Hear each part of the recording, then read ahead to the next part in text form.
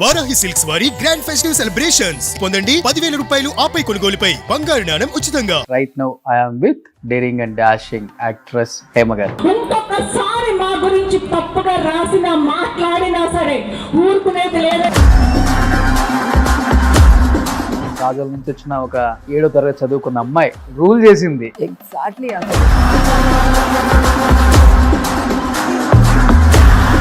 అంటే అక్కడ కోవేశ్వర్లా, ఇక్కడ హేమ అనుకునేలాగుండేది. ఇంట్లో అసలుకి పెళ్ళాం ఎలా బిహేవ్ చేస్తుందో అలానే బిహేవ్ చేసేవాళ్ళు స్క్రీన్ మీద.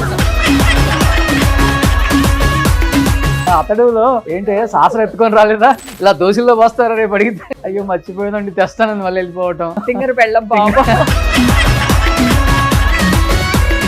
చిరంజీవి గారితో ఒక ఎక్స్పీరియన్స్ అంటే మంచి గుర్తుండిపోయే మెమరబుల్ ఫన్నీ సిచ్యువేషన్స్ అంటే ఏం చెప్తారు? నేను పూరి జగన్ అన్నయ్య మహేష్ బాబు సినిమా చేస్తున్నారు. చిరంజీవి గారు కనిపించారు. అన్న నమస్కారం అండి అని అన్నారు. రా జగన్ కూర్చో అన్నారు. మా అన్న ఇలా కూర్చోవడమే. హేమని ఏ షూటింగ్ వచ్చావని అడిగానండి. అడిగితే మా నల్లబాబు షూటింగ్ వచ్చారని చెప్పింది అన్నారు. ఇంకా నా గుండె అలా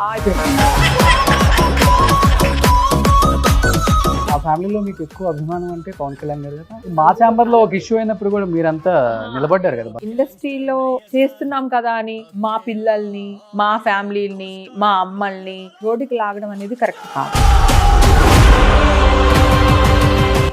ఈ డ్రెస్ గొప్పదా, ఈ డ్రెస్ వేసుకోవడం గొప్పదా అని ఇప్పుడు ట్రెండింగ్ లో కొట్టుకుంటున్నారు. దాని మీద ఒక ఛానల్ కి వెళ్ళి మాట్లాడడానికి వెళ్ళిన ఒక ఆవిడ ఇంక ఇష్టం వచ్చినట్టు మాట్లాడుకుంటున్నారు. ఆవిడేమో ఈవిని అంటుంది, ఈవిడేమో ఆవిడ అంటుంది.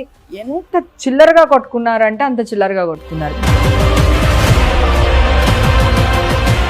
మీరే తీసుకుంటారండి. ఎవరన్నా మీడియా వాడు మాట్లాడి ఎక్కడన్నా ఒకటి రాశాడు అంటే మీ మీడియా వాళ్ళకి చులకన అని మళ్ళీ మీరే అంటారు. మీడియా వాళ్ళని మీరే ఇస్తారు హింట్స్. ఇప్పుడు కూడా ఎవరు మీడియా వాళ్ళు పిలిస్తేనే వాళ్ళు వెళ్ళారు. ఓకే, మీడియా వాళ్ళు అడిగారా? ఒక ఆవిడేమో ఆ బట్టలు కరెక్ట్ అంటది, ఒక ఆవిడేమో బట్టలు కరెక్ట్ కాదంటది. మీరు అందరూ నాకు అర్థమైపోయిందిలే. ఒక చోట దొరికినవి అంటే నువ్వు ఇంకో చోట దొరికినవి అని ఇంకొకలా అంటున్నావు. కానీ ఏంటి బట్టల మీద మీ కామెంట్ ఏంటి అసలుకి? వల్గరిటీ ఆడ మగ జెండర్ తో సంబంధం లేదు. ఎవరైనా వల్గర్గా ఉంటే అది తప్పే. ఏమో కొంచెం డిప్రెషన్లోకి వెళ్ళిపోయింది. ఫ్యామిలీ ఇష్యూస్, పేరుకి బంధం భార్యాభర్తలు కానీ ఇద్దరు కలిసి లేరు ఇప్పుడు. ఇదైతే ఒకటైతే డిస్కషన్ బయట నడిచినన్న విషయం మీకు తెలుసా? ఇదిగో వీళ్ళే ఇందాక కొంతమంది నువ్వు డాష్ నేను డాష్ అని కొంతమంది గురించి మాట్లాడుకున్నాం కదా. సో వాళ్ళు క్రియేట్ చేశారు. హేమగారికి మందు అలవాటు లేదు కదా అని హ్యాంకర్ అడుగుతున్నాడు. లేదు ఆవిడికి ఇప్పుడు అలవాటు చేసుకుంది, అప్పుడు ఇది చూసింది. మరి మళ్ళీ చెప్తున్నా, మొగుడుకి పెళ్ళానికి డైవర్స్ ఉంటాయి, కొడుక్కి తల్లికి డైవర్స్ ఉంటాయి. పూర్తిగా కంప్లీట్ ఇంటర్ క్యాస్ట్. ఆయన ముస్లిము, నేను హిందూ.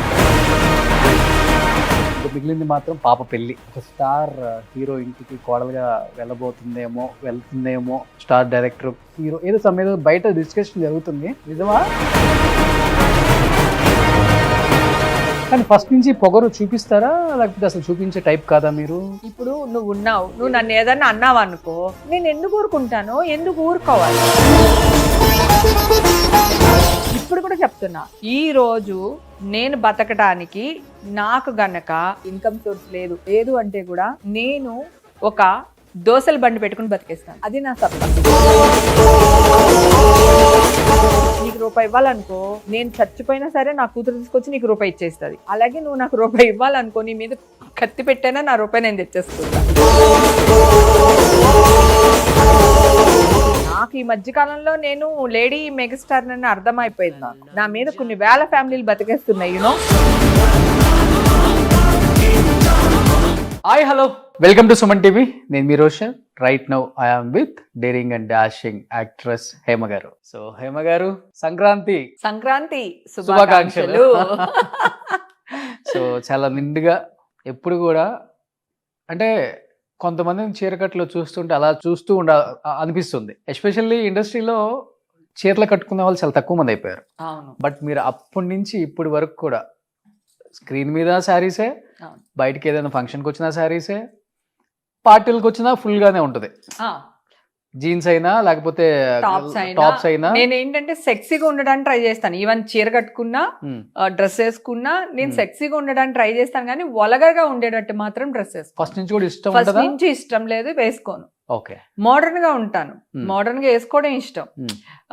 ఆడియో ఫంక్షన్స్ కి క్యారెక్టర్ ఆర్టిస్టులు, నేను చెప్పేది 10-15 years బ్యాక్, ఓన్లీ చీరలు కట్టుకునే వచ్చేవాళ్ళు. నేను ఆ ట్రెండ్ చేంజ్ చేశాను. నేను లంగా ఓని వేసుకుని వెళ్ళేదాన్ని, హీరోయిన్ తో కాంపిటీషన్ గా డ్రెస్లు వేసుకుని వెళ్ళేదాన్ని. అందరూ కొంచెం గోల్ పెట్టేవాళ్ళు స్టార్టింగ్ లో, కో ఆర్టిస్టులు వాళ్ళందరూ కొంచెం జెల్స్ ఫీల్ అయ్యేవాళ్ళు.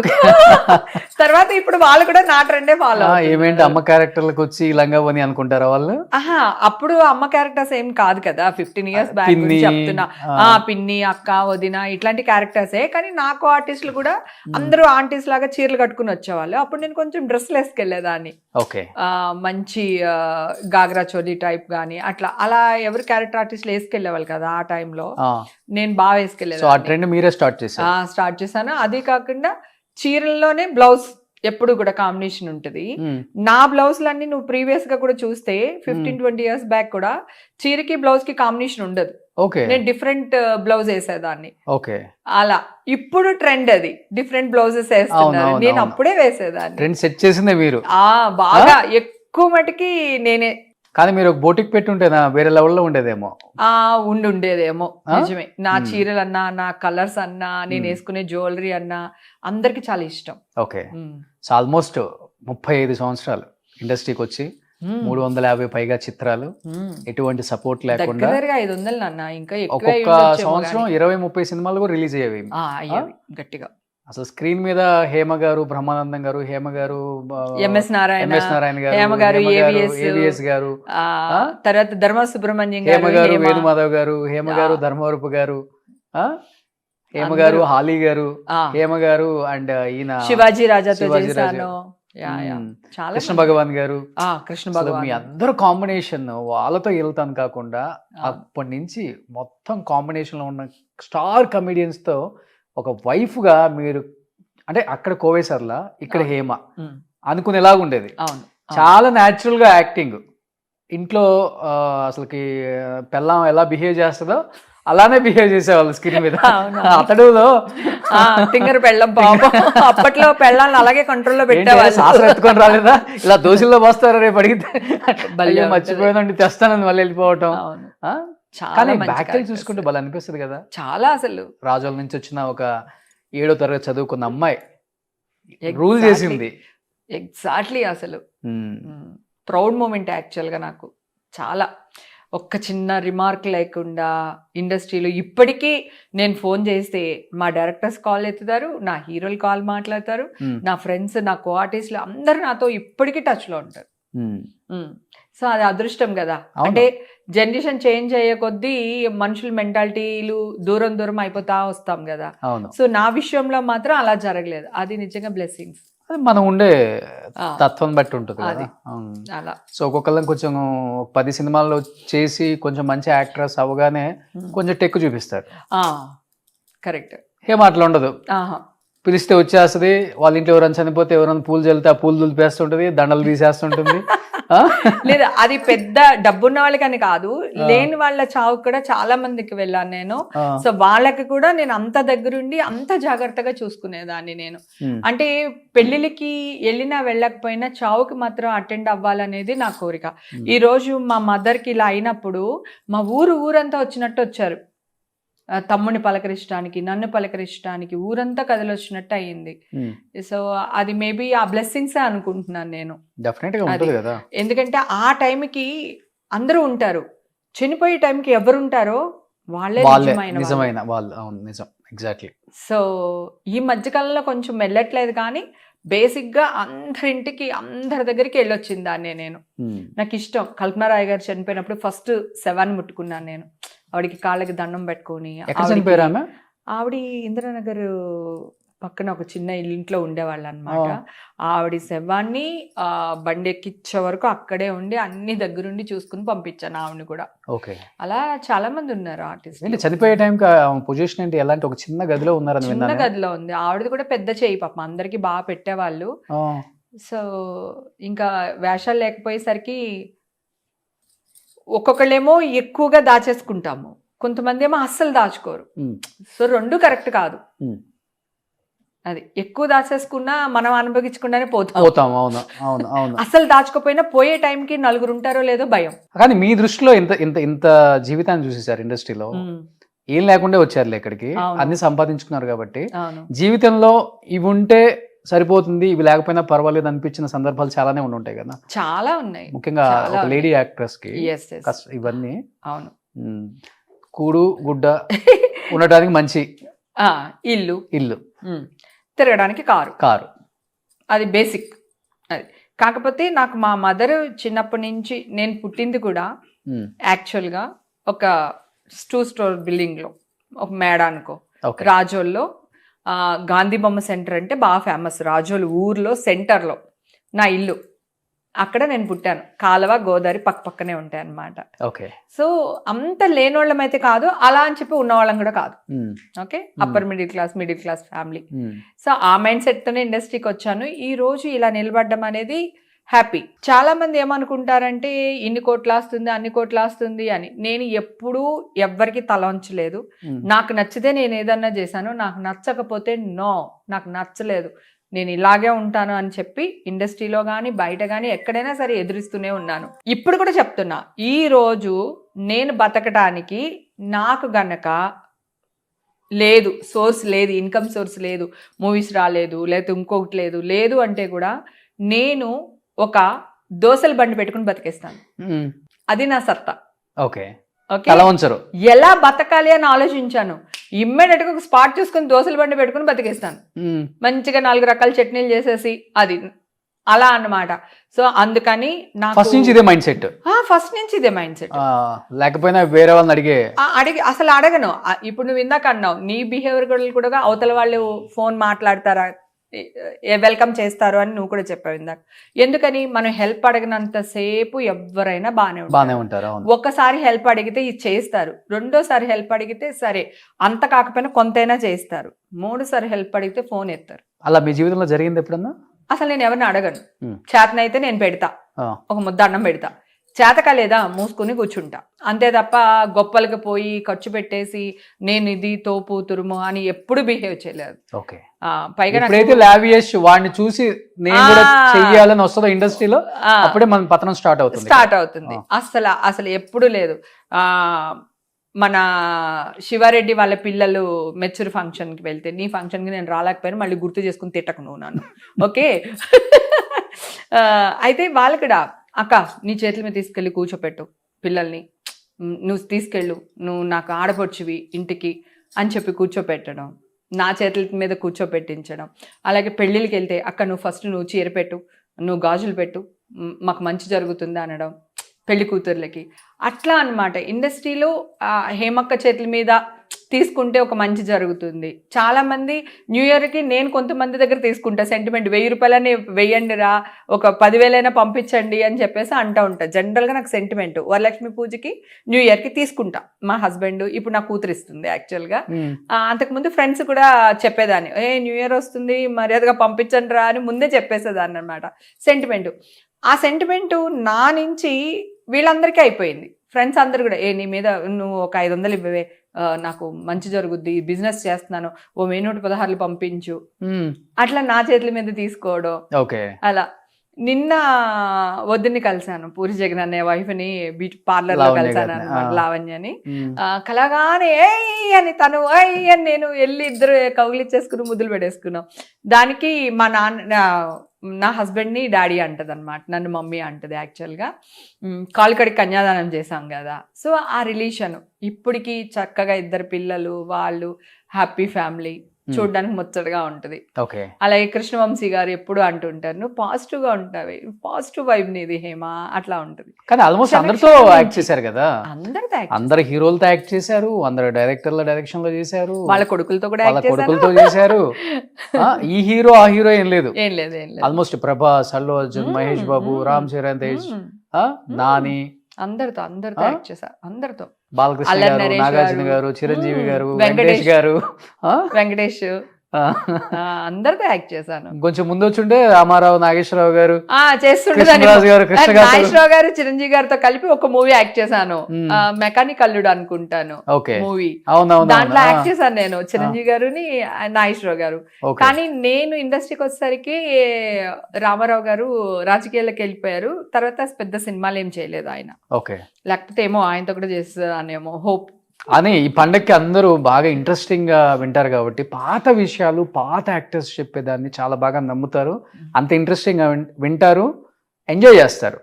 ఇంతమందితో యాక్ట్ చేశారు కాబట్టి ఒక్కొక్కరితో ఒక మంచి మంచి జ్ఞాపకాలు చాలా ఉంటాయి. ఇప్పుడంటే క్యారవాన్స్ వచ్చినాయి, అప్పుడు చెట్ల కిందే భోజనాలు, చెట్ల చాట్నే లేడీస్ అందరూ డ్రెస్ మార్చుకోవటాలు, ఇవన్నీ బాగుంటుంది. హీరోయిన్ అనేది వాళ్ళకి ఉండదు, సైడ్ యాక్ట్రెస్ మనం ఏంటి అంత వాల్యూ ఇవ్వటం అనేది వాళ్ళకి ఉండదు, హీరోలకు కూడా ఉండదు.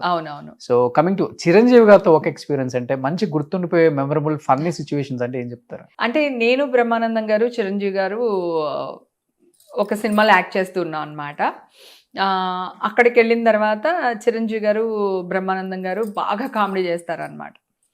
నేను పూరి జగనన్నయ్య, మహేష్ బాబు సినిమా చేస్తున్నారు సెట్లో, ఒక సెట్లో పోకిరి సినిమా జరుగుతుంది. ఆ టైంలో జగనన్న దగ్గరికి వెళ్ళాను. ఏంటి ఇలా వచ్చా అంటే, మా నల్లబాబు షూటింగ్ వచ్చానన్న. నల్లబాబు మీన్స్ చిరంజీవి గారు. ఓకే, అది వాళ్ళకే తెలుసు, ఎందుకంటే నేను ఎప్పుడు మాట్లాడుతూ ఉంటాను కదా. అవునా సరే రావైపోదామని చెప్పేసి అన్న చేసుకుని తీసుకెళ్ళిపోయాడు. మేమిద్దరు అలా నడుచుకుంటేలో చిరంజీవి గారు కనిపించారు. అన్న నమస్కారం అండి అని అన్నారు. రా జగన్ కూర్చో అన్నారు. నేను ఆల్రెడీ ఆయన షూటింగ్లోనే ఉన్నాను కనుక నేను కూడా మామూలుగా కూర్చున్నాను. కూర్చున్న తర్వాత మా అన్న ఇలా కూర్చోవడమే, హేమని ఏ షూటింగ్కి వచ్చావని అడిగానండి. అడిగితే మా నల్లబాబు షూటింగ్కి వచ్చానని చెప్పింది అన్నారు. ఇంకా నా గుండె అలా అయిపోయింది. నేను నల్లబాబు అనేది నా ముద్దు, నా పెట్టు పేరు చిరంజీవి గారికి. సో ఇప్పుడు చిరంజీవి గారు ముందు ఆ విషయం చెప్పేశారు. నేను వెంటనే సైలెంట్గా ఇలా వెనక జరిగా, మామూలుగా కూర్చునేదాన్ని. నేను మరీ అంత నల్లగా ఉన్నానా హేమా అంటే, ఇప్పుడు నాగబాబు వచ్చి తెల్ల భావన, ఇప్పుడు పవన్ కళ్యాణ్ వచ్చి చిన్న భావన, నేను నల్ల భావన అని చెప్పేసి ఆయన బాగా వేసుకున్నారు. ఆ రోజంతా ఆడుకుంటూనే ఉన్నారు.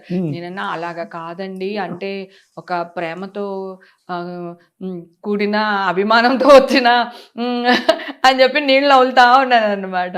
తర్వాత అంతే అయ్యా మీ చెల్లి కదా ఆ మాత్రం ఉంటుంది అది ఇది అనేసి బాగా ఆడేసుకున్నారు అనమాట. ఆడుకోవడం 3 days ఆడుకున్నారు. నెక్స్ట్ డే లొకేషన్కి పరుచూరు వెంకటేశ్వరరావు గారు వచ్చారు. వస్తే మేము అందరం కూర్చున్నాం. మామూలుగా కూర్చుంటే వెంకటేశ్వర గారు కూర్చున్నారు. ఏమండి వెంకటేశ్వర గారు, నేను మరీ అంత నల్లగా ఉంటానండి అన్నారు ఈయన. నేను అమ్మా మళ్ళీ ఆడేసుకుంటున్నారు ఈయన అనుకుని బెత్తరపై అలా చూస్తున్నారు అనమాట. వెంకటేశ్వర గారు చూస్తే, బాబు మీరు నలిపేంటి బాబు, మీరు మీరు చామంచాయి బాబు, రాముడు నలుపు కాదా కృష్ణుడు నలుపు కాదా అంటే ఈయనకి తెలియక నేను అన్నాను, ఆయన నన్ను ఆడుకుంటున్నారన్న సంగతి వెంకటేశ్వర గారికి తెలియక ఆయన, నేను వెంకటేశ్వర సార్ మీకు దండం పెడతాను ఆపండి సార్, ఆయన నన్ను ఆడుకుంటున్నారు అని చెప్పి ఆయన చేతులు పట్టుకుని ఆపండి సార్ ప్లీజ్ సార్ అంటున్నా. అలా ఎవ్వరు వచ్చినా సరే, ప్రకాష్ రాజు వస్తే కూడా అదే అనమాట. ఆ 3 రోజులు బీభత్సంగా ఆడేసుకున్నారు ఆయన. అసలు మామూలు పిచ్చ కామెడీ చేశారు. బ్రహ్మానందం గారితో కూడా అంతే, 4-5 సార్లు బ్రహ్మానందం గారిని ఆ సొట్టు ఉంటుంది కదా, ఆ సొట్టని ఇలా లాక్కుని ఆ సొట్టని ఎట్లా అని ముద్దెట్టుకుని, అంటే బ్రహ్మానందం గారిని చూస్తే ఆయన ఏదో చిన్న ఏదో కోతిపిల్ల దొరికినట్టు ఉంటుంది అనుకుంటా. చిరంజీవి గారికి బాగా ఆడుకుంటారు ఆయనతో. చిరంజీవి గారితో చాలా పెద్ద ఫన్. ఇది మాత్రం హైలైట్. కానీ ఆయన ఎప్పుడు కూడా మెగాస్టార్ ని ఎంత పెద్ద హీరో అనేది ఉండదు కదా, అస్సలు చిన్న పిల్లలతో సహా అందరితో చాలా బాగా మాట్లాడతారు. నేను X5 కొనుక్కున్నా ఫస్ట్ టైం.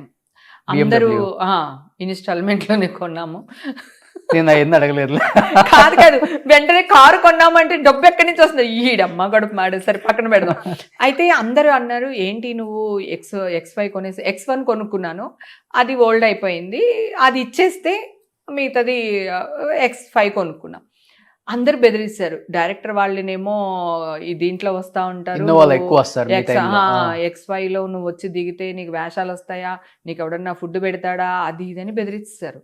కొంతమంది అంటే అప్పట్లో అలా ఉండేది కదా, వాళ్ళ డైరెక్టర్ ఇంపార్టెంట్ కదా, మీ మెయిన్ హీరోలు, మేమంతా క్యారెక్టర్ ఆర్టిస్ట్లే కదా. సో అలానే ఏం కాదు, అప్పుడు ఉండే మైండ్ సెట్. అంటే అప్పుడు మేము డైరెక్టర్ కి అంత ఇంపార్టెన్స్ ఇచ్చేవాళ్ళం. అబ్బా వాళ్ళు వస్తే లేచి నిలబడ్డం అవన్నీ, దీనికి బాగా డబ్బు వచ్చింది కదా పోనీ ఇంకెవరికైనా ఇద్దాం అనుకున్నా కూడా, ఓ మంచి సదుద్దేశంతో ఆలోచించినా కూడా ఎందుకు చెడుగా అనుకోవాలి, ఎందుకే నీకు అది ఇది. ఆల్రెడీ మనం ఏమో రెమెండేషన్ గట్టిగా అడుగుతాను నేను, నీకు రూపాయి ఇవ్వాలనుకో, నేను చచ్చిపోయినా సరే నా కూతురు తీసుకొచ్చి నీకు రూపాయి ఇచ్చేస్తుంది. అలాగే నువ్వు నాకు రూపాయి ఇవ్వాలనుకో, నీ మీద కత్తి పెట్టైనా నా రూపాయి నేను తెచ్చేసుకుంటా. నేను డబ్బు దగ్గర చాలా జెన్యూన్ గా ఉంటాను, ఎవరిని మోసం చేయను, ఎవరి దగ్గర ఒక రూపాయి తీసుకోను, నా రూపాయి నీ దగ్గర వదలను. రెండు ఉన్నాయి నాకు. సో ఆలోచించి ఏం చేయాలా అనుకున్నా. అప్పుడు నాగార్జున గారేమో ఊర్లో లేరు. అంటే మామూలుగా చెప్తాను, ఆయనకి ఏం చేసినా చెప్తాను. కార్ కొనేటప్పుడు ఉన్నారు, ఇలా గౌతమ్ గారి దగ్గర తీసుకుంటున్నాను బాబు, ఒకవేళ కుదిరితే ఏదైనా ఒక మాట చెప్పండి, కొంచెం ఏమైనా డిస్కౌంట్ చేస్తారేమో అనేటట్టు మాట్లాడితే సరే హేమ నేను చెప్తాను, నేనైతే ఊర్లో లేను అనేసి ఆయన అన్నారు. కొంత డిస్కౌంట్ వచ్చింది ఆయన చెప్పడం వల్ల. తర్వాత చిరంజీవి గారికి రిక్వెస్ట్ చేశాను, ఇలా కారు కొనుక్కున్నాను, మీ చేతుల మీద కీస్ తీసుకోవాలనుకుంటున్నాను బావగారు, అది ఇది అని అంటే, సరే అయితే సాయంత్రం ఇంటికి రా, పలానా టైంకి షూటింగ్ అయిపోతుంది, ఇంటికి వచ్చేసి నీ కారు ఇచ్చిన తర్వాత నేను జిమ్కి వెళ్ళిపోతాను, అది ఇదే ఏదో మాట్లాడేసారు. అయిపోయింది. ఇంటికి వెళ్ళి ఆయన చేతుల మీద కారు కీస్ తీసుకుని ఆయన్ని కార్లో కూర్చోపెట్టుకుని వాళ్ళ ఇంట్లో నుంచి ఈ వీధిలో ఒక రౌండ్ వేసి, నేను డ్రైవింగ్, చిరంజీవి గారు నా పక్కన కూర్చున్నారు, ఒక రౌండ్ వేసి తర్వాత ఆయన ఇంట్లో దింపేసి, ఈ లోపల సూర్య గారు వాళ్ళ అమ్మాయి వాళ్ళు ఒక పట్టు చీర, పసుపు కుంకుమ, ఫ్రూట్స్ అన్ని ఒక ప్లేట్లో పెట్టి నాకు ఇచ్చారనమాట. ఆ చీర అలా దాచిపెట్టుకున్నాను నేను. ఇప్పటికి ఉంది. మా అక్క కట్టుకున్నాను, ఫోటోలు తీసుకున్నాను, ఆ ఫొటోస్ పెట్టుకున్నాను. ఆ చీర అట్లా అంటే పాడు చేయకుండా ఆ చీరని అట్లా నా మెమరీ. చిరంజీవి గారి ఇంట్లోంచి ఫస్ట్ ఎక్కడ రాజోళ్ళ నుంచి చిరంజీవి గారికి చూడటానికి వచ్చిన ఒక అమ్మాయిని వాళ్ళ ఇంటికి తీసుకెళ్లి పసుపు కుంకలు ఇవ్వడం ఎంత అదృష్టం చూడు. అలా ఇచ్చి పంపించారు అనమాట. ఆ ఫొటోస్ అన్ని పోస్ట్ చేసుకున్నాను. అప్పుడు చిరంజీవి గారు హేమకి కార్ కీస్ ఇచ్చారు, హేమ కవర్ కొనుక్కుంది, అది చిరంజీవి గారి చేతుల మీద అట్లా వెళ్ళిపోయింది నా దిష్టి అంతా. హేమ పెద్ద కారు కొన్నది అనేది పోయింది. సో చిరంజీవి గారు ఇచ్చారు, చిరంజీవి గారు ఇది చేశారు అనేది వచ్చేసింది అనమాట. చిరంజీవి గారి చేతుల మీదుగా తీసుకుంది అనేది వచ్చేసింది. పాజిటివ్ అయిపోయింది. నెగిటివ్ నుంచి పాజిటివ్ చేసుకున్నాను. ఇట్లా ఆలోచిస్తాను అనమాట. థింకింగ్ ఏదన్నా ఒకటి నేను చేసేస్తున్నాను అంటే ఓకే, నాకు ఇది నచ్చింది, నేను చెయ్యాలి, కానీ అందరూ ఇష్టపడాలి దాన్ని. నాకు పొగరు వచ్చింది అని అనుకోకూడదు. అట్లా ఆలోచన. ఫస్ట్ నుంచి పొగరు చూపిస్తారా, లేకపోతే అసలు చూపించే టైప్ కాదా మీరు? నాకు పొగరేముండదు నాన్న. ఇప్పుడు నువ్వు ఉన్నావు, నన్ను ఏదన్నా అన్నావు అనుకో, నేను ఎందుకు ఊరుకుంటాను, ఎందుకు ఊరుకోవాలి? ఇప్పుడు మేము ఆడవాళ్ళం కదా, క్యారవాన్స్ ఎవరికి అవసరం? మగవాళ్ళగా ఆడవాళ్ళగా? ఈ విషయం నేను అడిగాను అనుకో, నేను విరోధం అవుతాను. నాకు ఇంతే రెమండేషన్ కావాలి, నేను ఇంత అయితేనే వస్తాను, లేకపోతే రాను, నాకు డబ్బింగ్ ముందు డబ్బులు ఇవ్వండి అని డిమాండ్ చేస్తాను నేను. అది అందరికీ నచ్చకపోవచ్చు కదా, దాన్ని వాళ్ళు ఏదైనా పేరు పెట్టుకొని, కానీ నా కష్టార్జితాన్ని నేనేగా అడుగుతున్నాను. సో నేను అలా ఆలోచిస్తాను. ఆ మేనేజర్కో లేదా క్యాషియర్కో వాళ్ళకో కోపం వస్తుంది. పెద్దోళ్ళకి ఏం చెప్తారు, ఎంత పొగరు సార్, డబ్బులు ఇస్తాను కానీ డబ్బింగ్ రానంది, అది ఇది అని అంటారు. అప్పటికే నేను చాలా డబ్బింగ్ చెప్పేసి ఉంటాను, ఇంకొకటి రెండు సీన్లు మిగిలి ఉంటాయి. ఆ టైంలోనే నేను అడుగుతాను, కానీ అది వాళ్ళకి తెలియదు కదా, వీళ్ళు ఏం చెప్తారో తెలియదు. అట్లాగా కొంచెం అడుగుతాను అనమాట. నాకు ఇది కావాలి, నాకు ఇది చెయ్యండి, నాకు ఏదైతే కావాలో అది అడుగుతాను. సో అది అడగటప్పుడు చేయలేదంటే కొంచెం గట్టిగానే అడుగుతాను. నా కోసమే కాదు, పక్క వాళ్ళ కోసం కూడా అడుగుతాను. దానికి ఇంకా కోపం వస్తుంది వాళ్ళకి. ఇప్పుడు చిరంజీవి గారితో ఆ రోజు నుంచి ఇప్పటి వరకు ఎంత మంచి రిలేషన్, బట్ ఆయన కొడుకుతో కూడా వర్క్ చేశారు. రామ్ చరణ్ గారు అంతకన్నా ఇంకా ది బెస్ట్ అని విన్నాను నేను. నిజంగా బెస్ట్. నన్ను ఎంత భరిస్తాడో ఆ అబ్బాయి. వినయ్ విజయరామ. ఓకే, వినయ్ విజయరామ చేస్తున్నప్పుడు ఇదిగో నా కూతురు రిపోర్ట్స్, నీ బ్లడ్ రిపోర్ట్స్ ఇవి, నువ్వు నా కూతుర్ని ఎలా పెంచుతావు, ఇలా పెంచుతావు, అలా పెంచుతావు, ఇది ఎవడన్నా చేస్తాడు, నేను ముద్దు పెట్టుకుని ఎవడన్నా పెట్టుకుంటాడు కదా, నిజమే కదా, అది ఎవడన్నా చేస్తాడు, నువ్వేం చేస్తావు, నువ్వెలా పెంచుతావు, వంట వచ్చా, ఇవన్నీ అడుగుతాను. గుర్తుంది కదా, అడుగుతా ఉంటాను. ఇప్పుడు అదే ట్రెండ్ తెలుసా, అమ్మాయిలు ఇవే అడుగుతున్నారు, నాలాగానే తల్లిదండ్రులు అడుగుతున్నారు. అయితే అప్పుడు ఆయన నిన్ను అలా కాదని చెప్పేసి నా మీదకి వచ్చేస్తాడు అనమాట. అసలు ఎలా కాపురం చేస్తానో చూపిస్తాను, అది ఇదని మీదకి వచ్చేయాలి. ఆయనకి నేను ఆంటీ ఆంటీ అంటారు జనరల్గా నన్ను రామ్ చరణ్. ఆయనకి అది తిట్టేసి నా మీదకి రావడం ఆయనకి రావట్లేదు. ఎందుకు రావట్లేదు అంటే నేనంటే సాఫ్ట్ కార్నర్ చిన్నప్పటి నుంచి తెలుసు ఆయనకి. ఆ చనువుతో నన్ను తిట్టలేకపోతున్నాడు ఆయన, నన్ను కొట్టడానికి రాలేకపోతున్నాడు అనమాట. అప్పుడు నేను చెప్పాను, బాబు ఇప్పుడు నేను ఒక కంత్రి అత్తనన్నమాట, ఓకేనా, నేను హేమాంటిని కాదు.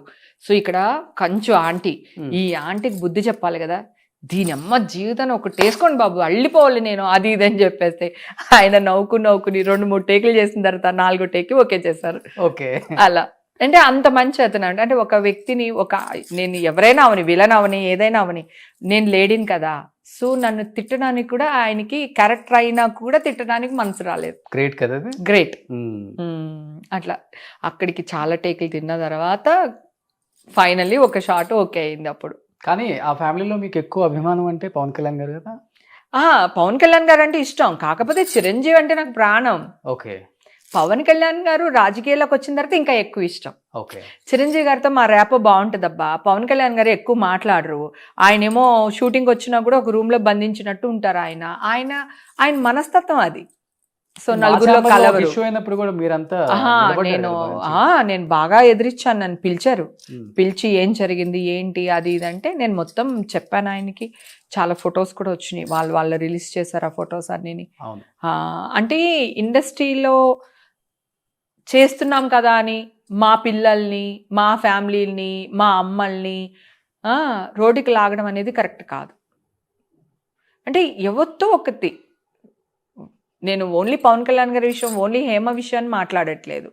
రీసెంట్గా కూడా ఒక ఆవిడ మాలో ఒక బాధ్యత గల పోస్ట్లో ఉంది. ఒక ఆవిడ మొన్న రీసెంట్గా ఈ డ్రెస్ గొప్పదా, ఈ డ్రెస్ వేసుకోవడం గొప్పదా అని ఇప్పుడు ట్రెండింగ్లో కొట్టుకుంటున్నారు. గుడ్డు ముందా మెల్ల ముందా అని కొట్టుకుంటున్నారు జనాలు. దాని మీద ఒక ఛానల్కి వెళ్ళి మాట్లాడడానికి వెళ్ళిన ఒక ఆవిడ ఇంక ఇష్టం వచ్చినట్టు మాట్లాడుకుంటున్నారు. ఆవిడేమో ఈవిని డాష్ అంటుంది, ఈవిడేమో ఆవిని డాష్ అంటుంది, నువ్వు జైల్లో ఉండొస్తావు అంటుంది, నువ్వేమో అమెరికా వెళ్ళి వస్తావు అంటున్నారు. ఎంత చిల్లరగా కొట్టుకున్నారంటే అంత చిల్లరగా కొట్టుకున్నారు. మామూలుగా ఎవరో ఒకళ్ళు వెళ్ళి ఒక చోట కొట్టుకున్నారంటే వేరే, మాలో ఒక బాధ్యత గల పోస్ట్లో ఉండి ఈవిడ అక్కడికి వెళ్ళి నువ్వు డాష్ అంటే నువ్వు డాష్ అనుకోవడం ఎంత చిల్లరతనమో ఆలోచించండి. అక్కడ ఎవరిది పోతుంది? మాదే పోతుంది కదా, మాదే పోతుంది కదా, మా పరువులే పోతుంది. తీసుకుంటారు. మీడియా వాడు మాట్లాడి ఎక్కడన్నా ఒకటి రాశాడు అంటే మీ మీడియా వాళ్ళకి చులకన అని మళ్ళీ మీరే అంటారు. మీడియా వాళ్ళని డెఫినెట్ గా నేను చెప్పనా, ఇంట్లో మీరే ఇస్తారు. ఇప్పుడు కూడా ఎవరు మీడియా వాళ్ళు పిలిస్తేనే వాళ్ళు వెళ్ళారు. ఓకే. వాడు అడిగిన క్వశ్చన్ అడిగారా? వీళ్ళిద్దరు ఆ క్వశ్చన్ బట్టల మీద అడిగితే ఒక ఆవిడేమో ఆ బట్టలు కరెక్ట్ అంటది, ఒక ఆవిడేమో బట్టలు కరెక్ట్ కాదంటది. అసలు నాకు అర్థమైపోయింది. ఇద్దరు ఆడవాళ్ళు కూర్చోబెట్టి మాట్లాడడం ఎందుకు అసలు మీడియాకు పిలిచి? చోట దొరికినవి అంటే నువ్వు ఇంకో చోట దొరికినవి అని ఇంకొకలా అయ్యా అంటున్నాను. ఎంత చిల్లరగా ఉంటది చెప్పండి. మీరే ఓపెన్ అవుతారు. మీకు మీరే ఓపెన్ అవడం కాదు, నేను చాలా ఇంటర్వ్యూలకు వెళ్ళాను కదా, నేను చాలా మంది గురించి మాట్లాడాను. మంచి గురించి మాట్లాడాను, చెడు గురించి మాట్లాడాను, నా గురించి మాట్లాడాను, బయట వాళ్ళ గురించి మాట్లాడాను కదా. మాట్లాడే విధానం ఉంటుంది. ఆలోచించారు, ఎక్కువ ఆవేశపడతారు. అది తప్పు అంటున్నా. ఇప్పుడు నేనే వెళ్తున్నాను కదా, నేను వెళ్తాను, నేను పోరాడతాను, నేను దెబ్బలాడతాను, నా కోసం నేను స్టాండ్ తీసుకుంటాను, పక్కన వాళ్ళ కోసం స్టాండ్ తీసుకుంటాను. కానీ మాలో ఉన్నప్పుడు ఆల్రెడీ ఒక రప్చర్ జరుగుతూ ఉంటుంది, మన చుట్టూ ఆర్టిస్టుల చుట్టూ ఏదో ఒకటి జరుగుతూ ఉంటుంది. అలాంటప్పుడు లాస్ట్ ఇయర్ అంతా నాది, దాని మీద పాపం అనవసరంగా మళ్ళీ పరువు నష్టం దాబా 5 కోట్లకి వేసాను. ఎప్పటికైనా వచ్చేస్తే మనకి, ఎప్పటికైనా వచ్చేస్తాయి. ఇప్పుడు కోర్టుకి వెళ్తున్నారు వాళ్ళు, ఆ వాయిదాలకి అటెండ్ అవుతున్నారు, వచ్చేస్తాయి. కానీ ఏంటి బట్టల మీద మీ కామెంట్ ఏంటి అసలుకి? ఎవరిష్టం వాళ్ళది, వాళ్ళ కంఫర్ట్ జోన్. ఓకే. నువ్వు ఇప్పుడు మా ఇంటికి వస్తే ఈ డ్రెస్ వేసుకున్నావు, రేపు షార్ట్ వేసుకుని వెళ్తావు, నన్ను అడిగి వేసుకుంటావా నేను షార్ట్ వేసుకుంటున్నానని, వాళ్ళ ఇష్టం. నేను ఇందాక కూడా చెప్పాను, ఒక్క నిమిషం చెప్పనా, ఇందాక కూడా చెప్పాను నీకు, సెక్సీగా ఉండడానికి ట్రై చేయడం వేరు, సెక్సీగా ఉండడం వేరు, వల్గర్గా ఉండడం వేరు, వల్గర్ కంటెంట్ ఇవ్వడం వేరు, వల్గర్ అదే అంటున్నాను, వల్గర్ మీద వెళ్ళడం వేరు. వల్గరిటీ ఆడ మగ జెండర్తో సంబంధం లేదు, ఎవరైనా వల్గర్గా ఉంటే అది తప్పే. అది వల్గరిటీ వద్దు, నువ్వు గ్లామర్గా ఉండడానికి ట్రై చేయి. అబ్బాయి అయినా అబ్బాయి, నేను అమ్మాయి ఇలా ఉండాలి అబ్బాయి ఇలా ఉండాలని చెప్పట్లేదు. ఇప్పుడు ఈ రోజుల్లో నవేడేస్ అబ్బాయి అమ్మాయి ఇద్దరు ఈవన్ సేమ్, ఒకళ్ళు ఎక్కువ ఒకళ్ళు తక్కువ కాదు. ఇది వరకు మగాళ్ళు సంపాదించే వాళ్ళు ఆడవాళ్ళు ఇంట్లో ఉండేవాళ్ళు కనుక అది ఆ రూల్ వెళ్ళింది. ఓకే, ఎవరిష్టం వాళ్ళది, ఎవరి కంఫర్ట్ వాళ్ళది. ఇది తప్పు అనడానికి లేదు, ఇది రైట్ అనడానికి లేదు. అలా అనుకుంటే నైటీస్ అసలు మన కానే కాదు. ఇప్పుడు ప్రతి వాళ్ళు నైటీలు వేసుకునే తిరుగుతున్నాం కదా, అబ్బాయిలు అందరు షార్ట్స్ వేసుకునే తిరుగుతున్నారు కదా. అంటే చీరకున్న అందం నైటీలో లేదు కదా. సో ఇప్పుడు కొన్ని గొడవలు అవి కూడా అయినాయి కదా, మొగుడికి ఇలా అంటే ఎలా దరిద్రం లాగా తయారవుతున్నారు అని మగవాళ్ళు తిట్టి ఆ కామెంట్స్ చెప్తున్నాను. ఎవరి ఇష్టం వాళ్ళది. ఇప్పుడు నైటీ నాకు కంఫర్ట్ ఉంది, నేను వేసుకుంటాను. అలాగే ఇంకొక అమ్మాయికి ఏదో కంఫర్ట్ ఉంది, ఆ అమ్మాయి వేసుకుంటుంది. ఇప్పుడు ఆ అమ్మాయిని మనం నువ్వు ఇలా ఉండొద్దని చెప్పలేము, అలా అని చెప్పి ఇలాగే ఉండమని కూడా చెప్పలేము. ఎవరికి రైట్ ఉంది చెప్పు? కానీ మీరు ఫస్ట్ నుంచి ఆల్మోస్ట్ అంత ఫుల్ గా ఉండే డ్రెస్లు కదా మీరు చేసిన సినిమాలు. బట్ ఏ సినిమాలకి ఏ డైరెక్టర్లు ఇబ్బంది పెట్టలేదా ఇలాంటి డ్రెస్సింగ్ చేసుకోవాలి? ఒక్క సినిమాలో చీర జారిపడేటట్టు సీన్లు ఉంటాయి కొన్ని. కానీ చీర జారిపడే సీన్ ఉంటే కూడా మొత్తం ఇట్లా ఉండదు నాది. ఇప్పుడు ఇది ఉందనుకో, ఇది ఇలా అయ్యేటప్పటికి ఇలా ఉంటది నా చెయ్యి. అలా నాకు అసలు ఎప్పుడు అలాంటివి రాలేదు, క్యారెక్టర్స్ కూడా రాలేదు. నా మీద రాసే రైటర్లు కానీ డైరెక్టర్లు కానీ ఎప్పుడు అలా చేయలేదు. హేమని మేము ఇలా చూడలేము, హేమ అంటే ఇలాగే ఉండాలి అని ఒక డ్రీమ్లోనే నాకు క్యారెక్టర్స్ రాశారు. అది నా అదృష్టం. మాక్సిమం మిమ్మల్ని సినిమాలలో భర్త అనేది అంటే ఏంటి అంతే, అంతకుమించి ఏం లేదు. అవును, ఏమి ఉండదు. ఉండదు రావే ఓసే అది అసలు ఏముండదు. అసలు ఇంకొకటి తెలుసా, ట్రెండింగ్ లో సచ్చినోడని తిట్టింది నేనే. ఇది వరకు సచ్చినోడా ఏం లేవు తిట్లు, హీరోల్ని ఎవ్వరు తిట్టకూడదు, అది రూల్. బాలీబాబుని కానీ చిరంజీవి గారిని కానీ ఎవ్వరు తిట్టకూడదు. యుద్ధాలు జరిగాయి అప్పుడు, యుద్ధాలు జరిగాయి. వేణుమాధవ్ గారు సింహాద్రి సినిమాలో మన ఎన్టీఆర్ గారు ఇదేదో కాళ్ళకి నూనె పూసే సీన్, కాళ్ళు పట్టించుకునే సీన్ పెద్ద గొడవ అయింది కదా అప్పుడులోనే. అవును, చాలా అస్సలు చేయకూడదు. అలాంటిది మల్లీశ్వరి సినిమాలో స్టార్ట్ అయింది. ఈ సచ్చినోడికి వెనకాల కూడా కళ్ళుంటే వెంకటేష్ బాబుకి ఇంతంత గుండు సూదులు పెట్టి అతనేమో అవి తీసి నాకు ఇచ్చేవాడు. కృష్ణవేణి మర్చిపోయినట్టున్నావు, ఇదిగో ఇది పెట్టుకో అనేవాడు, ఇది పట్టుకో అనేవాడు. కాఫీలో గుండు పూసలేసే తీసి ఇట్లా పేపర్లకు పెట్టేవాడు. అవును, బ్యాంక్ లో గుర్తుందా? అప్పుడు ఈ సచ్చినోడికి వెనకాలకు కూడా కళ్ళున్నాయి, శ్రీరామ్ అంటే నేను సీతాదేవిని శ్రీరాముడిని ఇట్లా విడదీస్తే నీ కళ్ళు పోతారా సచ్చినోడా అని ఇట్లాంటి డైలాగ్స్ ఉంటాయి. ఫస్ట్ టైము తిట్టాను నేను, అప్పుడు నేనే భయపడ్డా. నేను ఇలా తిడితే హీరో గారు ఏమనుకుంటారు, మీరు ఇలా రాశారు, త్రివిక్రమ్ గారు, విజయభాస్కర్ గారు అంటే, లేదమ్మా ఆయన సీన్ తెలుసు అన్నారు. తర్వాత వెంకటేష్ బాబు వస్తాడు, పొద్దున్నే సీన్ చూసుకుంటాడు ఆయన, రిహార్సల్స్ అవన్నీ రాగానే హేమా నీకు తెలుసా నువ్వు నన్ను ఇలా తిడుతున్నావు అలా తిడుతున్నాడు, ఆయన తిట్టేసుకున్నాడు. అమ్మయ్య ఈయనే ఫిక్స్ అయ్యండి అంటే నేను తిట్లు తింటానికి అనుకుని ధైర్యంగా యాక్ట్ చేశాను. కానీ మల్లేశ్వరి అసలు సినిమా అంతా కూడా చాలా ఫన్. అవును. కానీ ఇప్పుడు ఒకప్పుడు అందరి హీరోలతో చేశారు ఆల్మోస్ట్. 2022 నుంచా 23 నుంచా అసలు సినిమాలకి కంప్లీట్గా దూరం అయ్యారా, లేకపోతే డైరెక్టర్లు హీరోలే దూరం పెట్టండి అన్నారు? అసలుకి ఏం జరిగింది అసలుకి? నన్ను ఎవరు దూరం పెట్టమని అన్నారు. సరే, నన్ను దూరం పెట్టడానికి ఏ ఆర్టిస్టులు ఇప్పుడు క్యారెక్టర్స్ చేశారు చెప్పు, నాతో ఉన్న వాళ్ళు? అవును, ఆల్మోస్ట్ క్యారెక్టర్స్ రాలేదు. స్కోప్ ఉందే. ఎందుకు స్కోప్ ఎక్కడ ఉంటుంది? బ్రహ్మానందం గారు తప్ప, ఎంఎస్ నారాయణ గారు లేరు, ఓకే, వైవిఎస్ లేరు, ధర్మ సుబ్రహ్మణ్యం లేరు, ఆహుతి ప్రసాద్ లేరు. సడన్గా ఒకే ఇయర్లో ఆల్మోస్ట్ 5-6 మెయిన్ కమెడియన్స్ చనిపోయారు. మాకు బ్రహ్మానందం, హేమ, ధర్మ సుబ్రహ్మణ్యం, రజిత, ఇంకో ఆర్టిస్టు సురేఖ, ఇట్లా క్యారెక్టర్స్ రాసేసేవాళ్ళు వాళ్ళ వైఫ్లు. కానీ వీళ్ళందరూ చనిపోవడం వల్ల మీరు కూడా చచ్చిపోయారు. మీ ఇండస్ట్రీలో కొంచెం గ్యాప్ వచ్చింది అది. సో తర్వాత బ్రహ్మానందం గారు కూడా కొంచెం, ఆయన కూడా సినిమాలు తగ్గించుకున్నారు, ఏదో జరిగింది మొత్తానికి. అలాగా క్యారెక్టర్స్ రాలేదు. సో దానివల్ల ఆల్మోస్ట్ అందరికి ఇప్పుడు క్యారెక్టర్స్ లేవు. 7-8 years అయిపోయింది, వేషాలు తగ్గిపోయి అందరికి వేషాలు తగ్గిపోయినాయి. నేను 1-2-3 వెబ్ సిరీస్ చేశాను మెయిన్ క్యారెక్టర్స్. అంకుల్స్ అని ఒక మూవీ ఒకటి చేశాను, 3 రోజెస్ ఒకటి చేశాను, లేచింది మహిళా లోకం అని ఇప్పుడు రిలీజ్ కుంది, అదొకటి చేశాను. లేదు, సినిమాల్లో మంచి క్యారెక్టర్లు రావట్లేదు, ఇంకా పిచ్చి పిచ్చి క్యారెక్టర్లు నేను యాక్ట్ చేయలేను. అది కాకుండా నాకు ఏమనిపించింది అంటే, ఒక స్టేజ్ లో ఒక కిచెన్, ఇల్లు, షూటింగ్స్ తప్ప నా లైఫ్ లో ఏం లేవు. I want to live my life as I wish. Okay, అని నాకు అనిపించింది. నా లైఫ్ నేను ఎలా జీవించాలనుకుంటున్నానో అలాగా జీవించాలి అని నాకు ఒక ఇది అనిపించింది ఆఫ్టర్ లాక్డౌన్. ఓకే. అప్పటి నుంచి కొంచెం గ్యాప్ ఇట్స్ అంటే చిన్న చిన్న క్యారెక్టర్లు చేయడం మానేసాను అనమాట. ఓకే. ఇప్పుడు మీరు అనుకోవడం ఏంటంటే నా లైఫ్ ఏదో నేను లీడ్ చేయాలనుకుంటున్నాను అంటే ఇల్లు అంటే 30 years బిజీ బయటికి ఇంకొకలాగా వినపడింది. హేమ కొంచెం డిప్రెషన్లోకి వెళ్ళిపోయింది, ఫ్యామిలీ ఇష్యూస్, పేరుకి బంధం భార్యాభర్తలు కానీ ఇద్దరు కలిసి లేరు ఇప్పుడు. ఇదైతే ఒకటైతే డిస్కషన్ బయట నడిచినన్న విషయం మీకు తెలుసా? అవును అవునవును. ఇదిగో వీళ్ళే మీకు ఇష్టమైతే క్లారిఫై కాదు. ఇందాక కొంతమంది నువ్వు డాష్ నేను డాష్ అని కొంతమంది గురించి మాట్లాడుకున్నాం కదా, ఇలాగా మీడియాకి వచ్చి ఇట్లా చిల్లరగా చేస్తున్నారు అనే ఒక విషయం మాట్లాడుకున్నాం కదా మనం.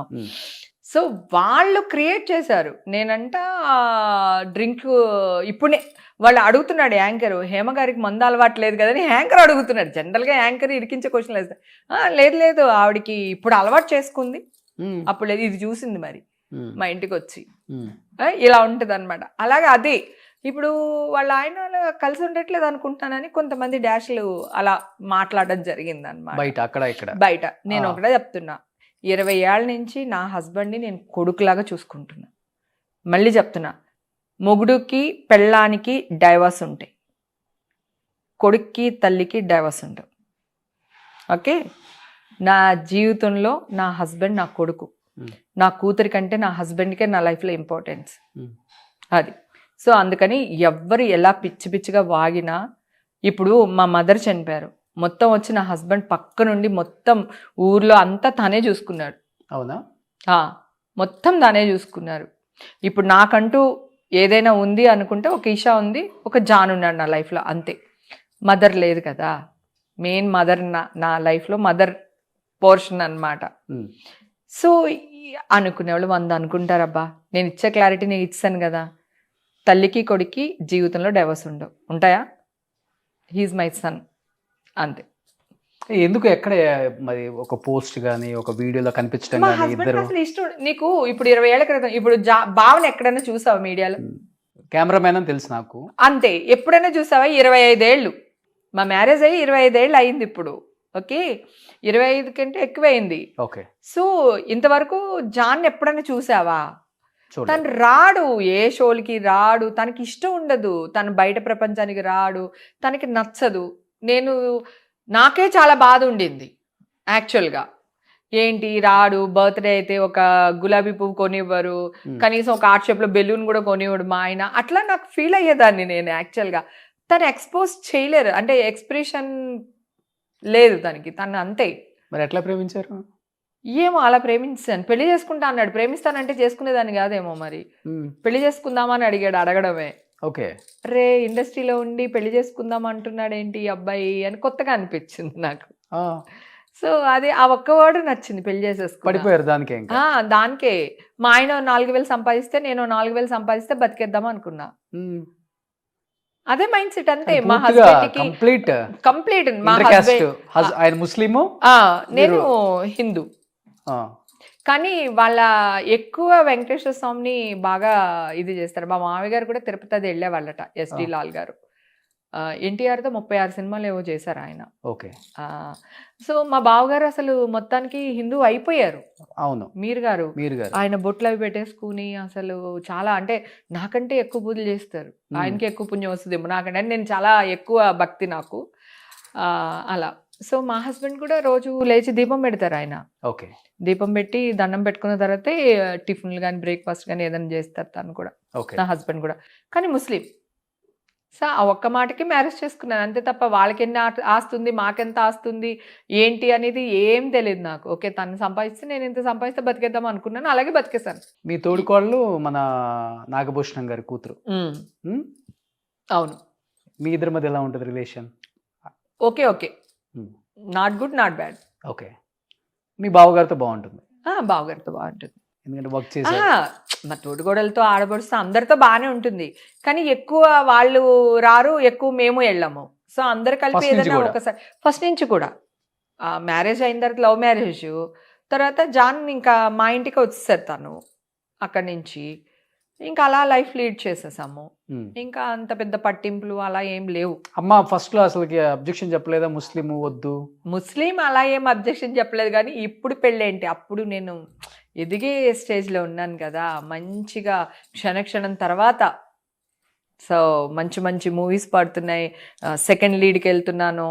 సో తమిళ్లో ఒక సినిమా హీరోయిన్గా చేశాను, తర్వాత ఊరు పంచాయతీ అని ఒక సినిమా చేశాను, ఇంకొకటి మలయాళం సినిమా చేశాను అప్పుడు. ఇట్లా ఉన్నాయన్నమాట సినిమాలన్నీ. బాగా బిజీగా ఉన్న టైంలో మ్యారేజ్ చేసేసుకున్నాను. ఎంత ఉంటుంది ఏజ్ అప్పుడు మీకు? 19 yearsకే పెళ్లి 19 సంవత్సరాలకే. పాప పాప కొంచెం లేట్గా పుట్టింది. ఓకే. సో అంతే ఆలోచించా, నా మైండ్ అంతే. ఇప్పుడు ఇందాక అన్నావు కదా ఎలా బతుకుతారు, ఒకవేళ నీకు ఏదన్నా అయితే అంటే దోశల బండి పెట్టి బతికేస్తాను, ఎవడేమంటాడు నన్ను, నేను ఆటోలో వెళ్ళిపోతా. ఇప్పుడు కూడా ఈషా ఆటోలో వెళ్తుంది తెలుసా ఆఫీస్కి, తన కారు ఉంది కానీ ఆటోలో వెళ్ళిపోతుంది ఆఫీస్కి. చాలా సింపుల్ ఫ్లై లైఫ్ అబ్బా నాది. గెంజన్నం అంటే చాలా ఇష్టం, నాకే కదా నా కూతురు కూడా ఇష్టం. సూప్ రైస్ అని తింటాం మేమిద్దరం, నేను నా కూతురు.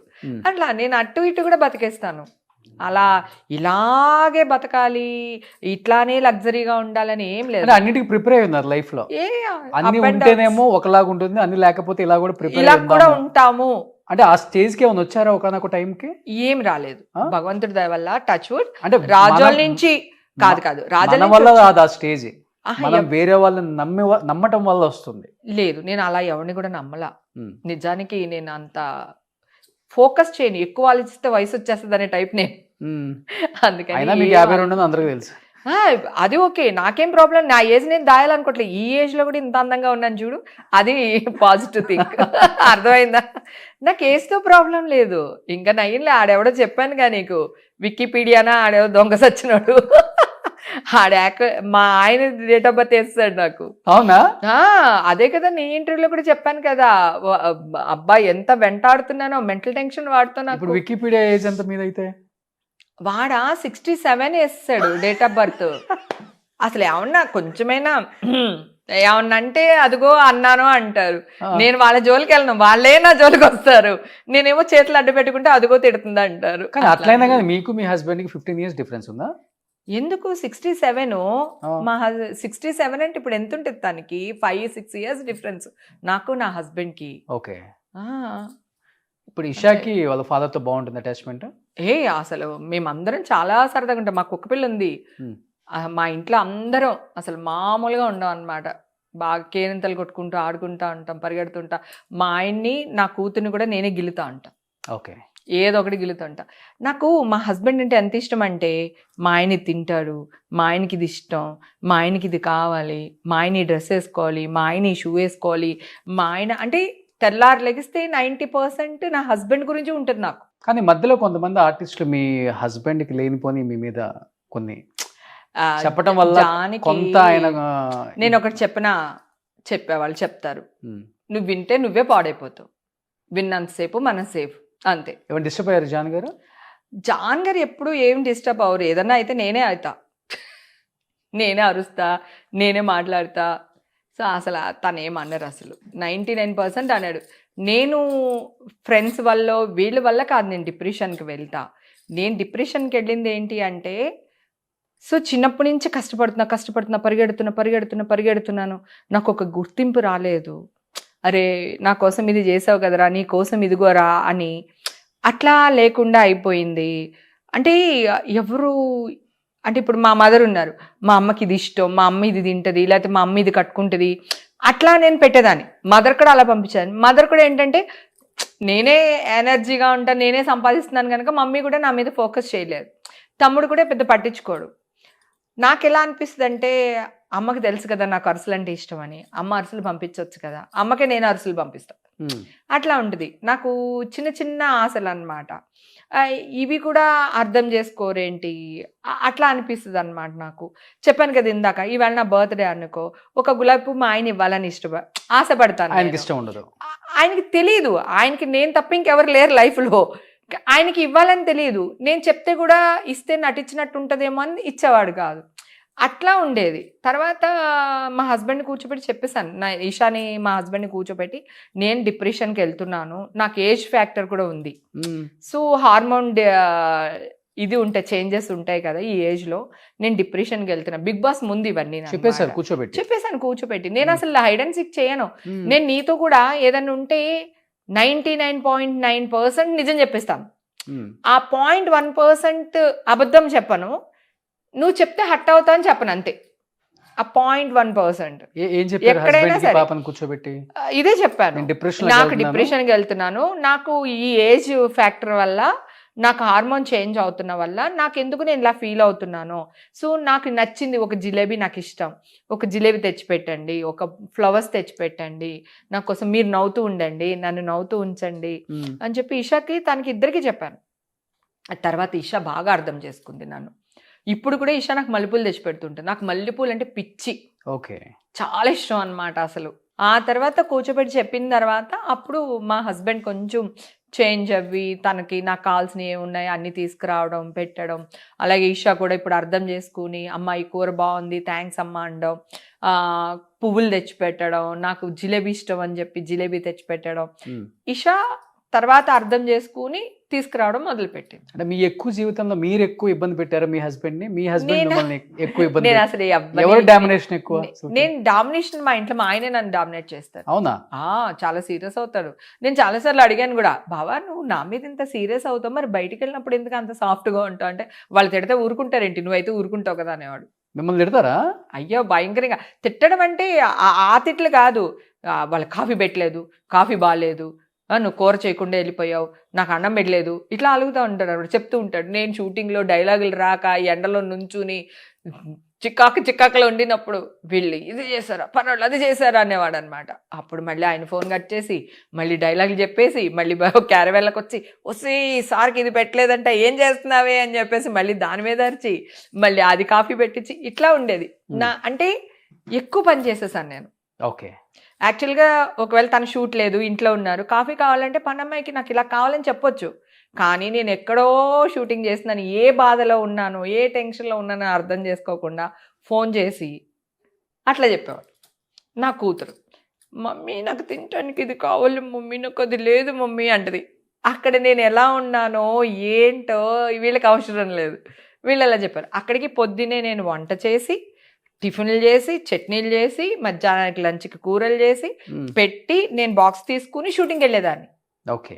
మళ్ళీ షూటింగ్ నుంచి వచ్చి మళ్ళీ చపాతీలు చేసుకుని వాళ్ళకి, అంటే జాన్కి చపాతీ ఇష్టం అయితే తనకి చపాతీ చేసి, ఈషాకి రైస్ చేసి, మళ్ళీ ఈషాకు ఒక కూర, జాన్కి ఒక కూర చేసి నైట్ వాళ్ళకి ఫుడ్ పెట్టి షూటింగ్కి వచ్చిన తర్వాత వచ్చి అప్పుడు పడుకుని మళ్ళీ పొద్దున్నే లేచి మళ్ళీ అగైన్ అదే పని.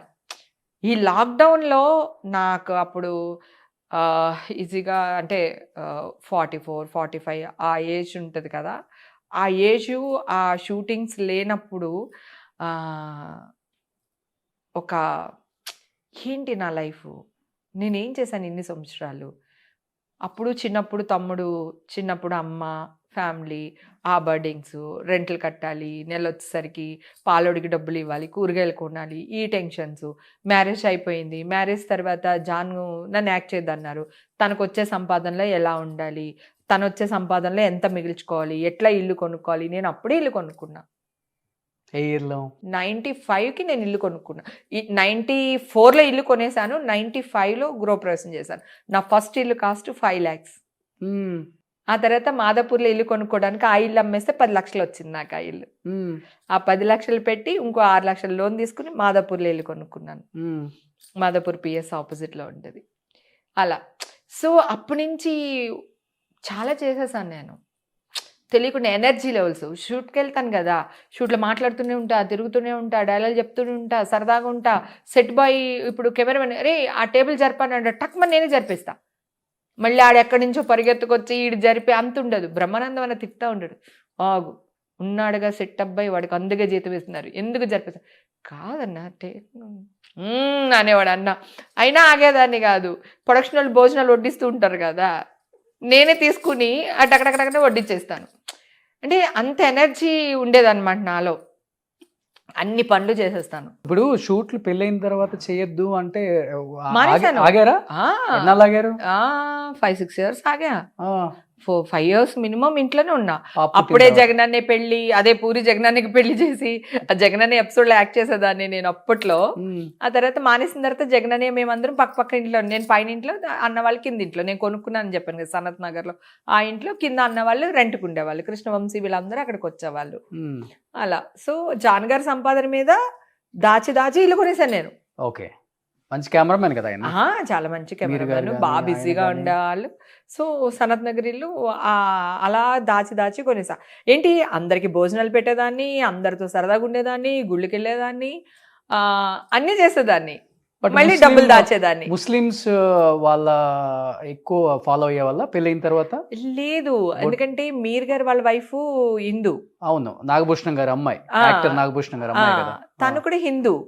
సో నేను హిందూ బేసిక్గా, తను వాళ్ళ అత్త మామలు కూడా ఏం అనేవాళ్ళు కాదు. సో అందుకని మేము అందరం ఆల్మోస్ట్ ముస్లిము, ఈ ట్రెడిషన్ అని ఎప్పుడు లేదు. గుర్కా వేసుకోవాలి, గుర్కా. అసలు ఆ కాన్సెప్టే లేదు, లేదు అసలు లేదు. అలా ఏం లేదు. నా దేవుడు నా ఇష్టం, ఆయన దేవుడు ఆయన ఇష్టం, ఓకే. అట్లా. సో ఆయన పూజలు ఆయన అదే, లేదు, ఇప్పుడు మన అదే, దేవుడు కూడా means చేస్తారు. మసీద్కి వెళ్ళి చేస్తారు, నమాజ్ చేస్తారు. రంజాన్ బక్రీద్కి చేస్తూ ఉంటాము. వాళ్ళ ఇంటికి, మీర్ గారింటికి మేము వెళ్తాం, మా ఇంటికి మీర్ గారు వాళ్ళు వస్తారు. ఒక్కొక్కసారి వాళ్ళ సిస్టర్ కామన్గా పాపం ఆవిడ ఇటు అటు తిరుగుతూ ఉంటారు. వాళ్ళ సిస్టర్ దూరదర్శన్లో ఎడిటరు. నేనంటే చాలా ఇష్టం ఆవిడకి. నేను ఆవిడ్ని ఒక మదర్లా చూసుకుంటాను. పెద్ద ఆవిడ, జానికి అక్క, కానీ ఆవిడ మా ఇంటికి వస్తే పుట్టింటికి వచ్చినట్టే. ఓకే. ఆవిడకి అన్ని ఇచ్చి పంపిస్తాను. సో వాళ్ళ ఫ్యామిలీ సైడ్ అందరితో రిలేషన్స్ బాగున్నాయి మీకు? అందరితో బాగున్నాయి. స్టిల్ ఇప్పుడు కూడా? ఇప్పుడు కూడా అందరం చాలా బాగున్నాం. ఓకే. అసలు ఎలాంటి ప్రాబ్లం లేదు. ఎక్కువ కాలం అంతే, ప్రతిదీ కూర్చుని డిస్కషన్ చేసి అలా ఏముండదు. వాళ్ళ ఫ్యామిలీ వాళ్ళది, మా ఫ్యామిలీ మాది, అట్లా. వాళ్ళేమి ఇంటర్ఫేర్ అవ్వరు, మేమేమి ఇంటర్ఫేర్ అవ్వం. ఓకే. ఎవరి కానీ ఇప్పుడు మళ్ళీ డైరెక్టర్లు, హీరోలు ఈ ఇంటర్వ్యూ చూసిన తర్వాత హేమకి డెఫినెట్ గా ఆపర్చునిటీస్ ఇవ్వాలి, మనం కొంచెం మర్చిపోయాం, ఆమె మధ్యలో దూరంగా ఉంది, పిలిస్తే కూతంత దూరంలో వెళ్ళటానికి రెడీగా ఉన్నారా? చాలా సినిమాలు జరుగుతున్నాయి కదా ఇప్పుడు అనితా చౌదరి గారు మంచి మంచి మూవీస్ చేస్తున్నారు, మీరు లేదు అంటున్నారు. స్కోప్ లేదు, నీకు అర్థం కావట్లే. అనితా చౌదరి ఈ మధ్య సినిమాలు వచ్చినా తల్లి ఉంటది, అక్క ఉంటుంది. ఒక్క నిమిషం, ఇప్పుడు తల్లులు అక్కలు హేమ వేరే వాళ్ళు అవసరం లేదు. కొత్త కొత్త వాళ్ళు బొళ్ళు మంది వస్తున్నారు. ఓకే. సో వాళ్ళ మదర్లు ఇచ్చేస్తున్నారు. 10లో 2 చేసినా కానీ హ్యాపీనెస్. నాకు అది ప్రాబ్లం కాదు, నాకు ప్రాపర్ క్యారెక్టర్ కావాలి. ఇప్పుడు నేను ఒక డ్రీమ్ గర్ల్ గా ఉండిపోయాను కదా. ఒక ఏమంటారు, కోవేసర్లా అన్నారు. కోవేసర్ల గారి కంటే ముందు శ్రీలక్ష్మి గారు మనకి కదా. శ్రీలక్ష్మి గారు, శ్రీలక్ష్మి తర్వాత కోవేశ్వర్ల మనకి, కోవేశ్వర్ల తర్వాత హేమ తర్వాత ఇంకెవరు లేరు. సో అలాంటి క్యారెక్టర్స్ అప్పుడు అలాంటి సినిమాలు వచ్చాయి, ఇప్పుడు అలాంటి సినిమాలు లేవు. మనమే అడ్జస్ట్ అవ్వాలి. డైలాగులు లేని వేషాలు నేను వేయలేను. మరీ డైలాగులు లేకుండా మరి అలాగే ఉంటున్నాయి. చాలా మంది నాకు ఆర్టిస్ట్లే వెళ్తున్నారు వెనకాల బ్యాక్గ్రౌండ్ లో నుంచోడానికి. నేను అలా చేయలేను. నాకు ప్రాపర్ గా మంచి క్యారెక్టర్ ఇచ్చి ప్రాపర్గా చేస్తే నేను చేస్తాను. నేను చేయనని అనట్లే, చేస్తాను. అది కూడా ఈ మధ్యకాలంలో ఎందుకు చేస్తాను అంటున్నానంటే, మొన్న ఇష్యూ వచ్చినప్పుడు అందరూ నాకు చేతులు పట్టుకొని నువ్వు మళ్ళీ యాక్ట్ చేయాలి, మేమందరం నీతో ఉన్నాము, నువ్వు ఏ తప్పు చేయలేదు, నువ్వు ఫైట్ చేయి, నీ వెనకాల మేము ఉన్నాము అని చెప్పి కొన్ని, అంటే నేను ఒక 1 year కదా ఆ ఇష్యూ జరిగి, ఈ 1 yearలో నేను చాలా ట్రావెల్ చేశాను. పల్లి టూర్లు అట్లా అన్ని చోట్లకి వెళ్ళాను కదా. అన్ని చోట్ల దగ్గర జనాలు అక్క అని అదని ఇది అని. మొన్న కూడా గుడికి వెళ్ళాను, వెంకటేశ్వర స్వామి గుడికి, వైకుంఠ ఏకాదశికి అనుకోకుండా వెళ్ళాను. అక్కడ కూడా అందరు ఎంపీలు, ఎమ్మెల్యేలు వీళ్ళందరూ వెళ్తున్నారు. వాళ్ళందరినీ ఎవరు పట్టించుకోవట్లేదు. హేమ అనేసి నన్ను పట్టుకోవడం, నాతో మాట్లాడడం, నాతో ఫోటోలు దిగడం, అక్కడ ఉన్న ఆఫీసర్స్ కానీ ఆ గుళ్ళో జరపడానికి. వచ్చాను ఆ రోజు, మీరు మాదిరి, దువ్వాడ సీని గారు, ఆ లైన్ లో చాలా మంది ఉన్నారు.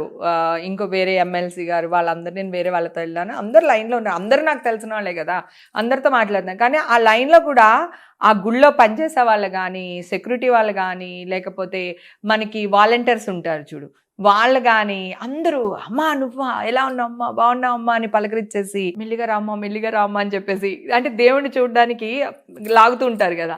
సో మెల్లిమెల్లిగా లాక్కి రావడం. ఏ గుడికి వెళ్ళినా కూడా ఆ గుడిలో ఉన్న పెద్దవాళ్ళందరూ వచ్చేసి బుగ్గలు గిల్లేసి బంగారం నువ్వు బాగుండాలని ఇలా అనేసి, పెద్దవాళ్ళు అనమాట, వయసులో పెద్దవాళ్ళు, పూజనీయులు చాలా మంది అన్నమాట. నువ్వు యాక్ట్ చేయాలి, నువ్వు ఎందుకు యాక్ట్ చేయట్లేదు, నువ్వంటే మాకు ఇష్టం, మాకు ప్రాణం, అది ఇది అని ఇన్ని వేల మంది నన్ను బ్లెస్ చేస్తేనే నేను ఇప్పుడు క్లీన్ చిట్తో బయటపడ్డా.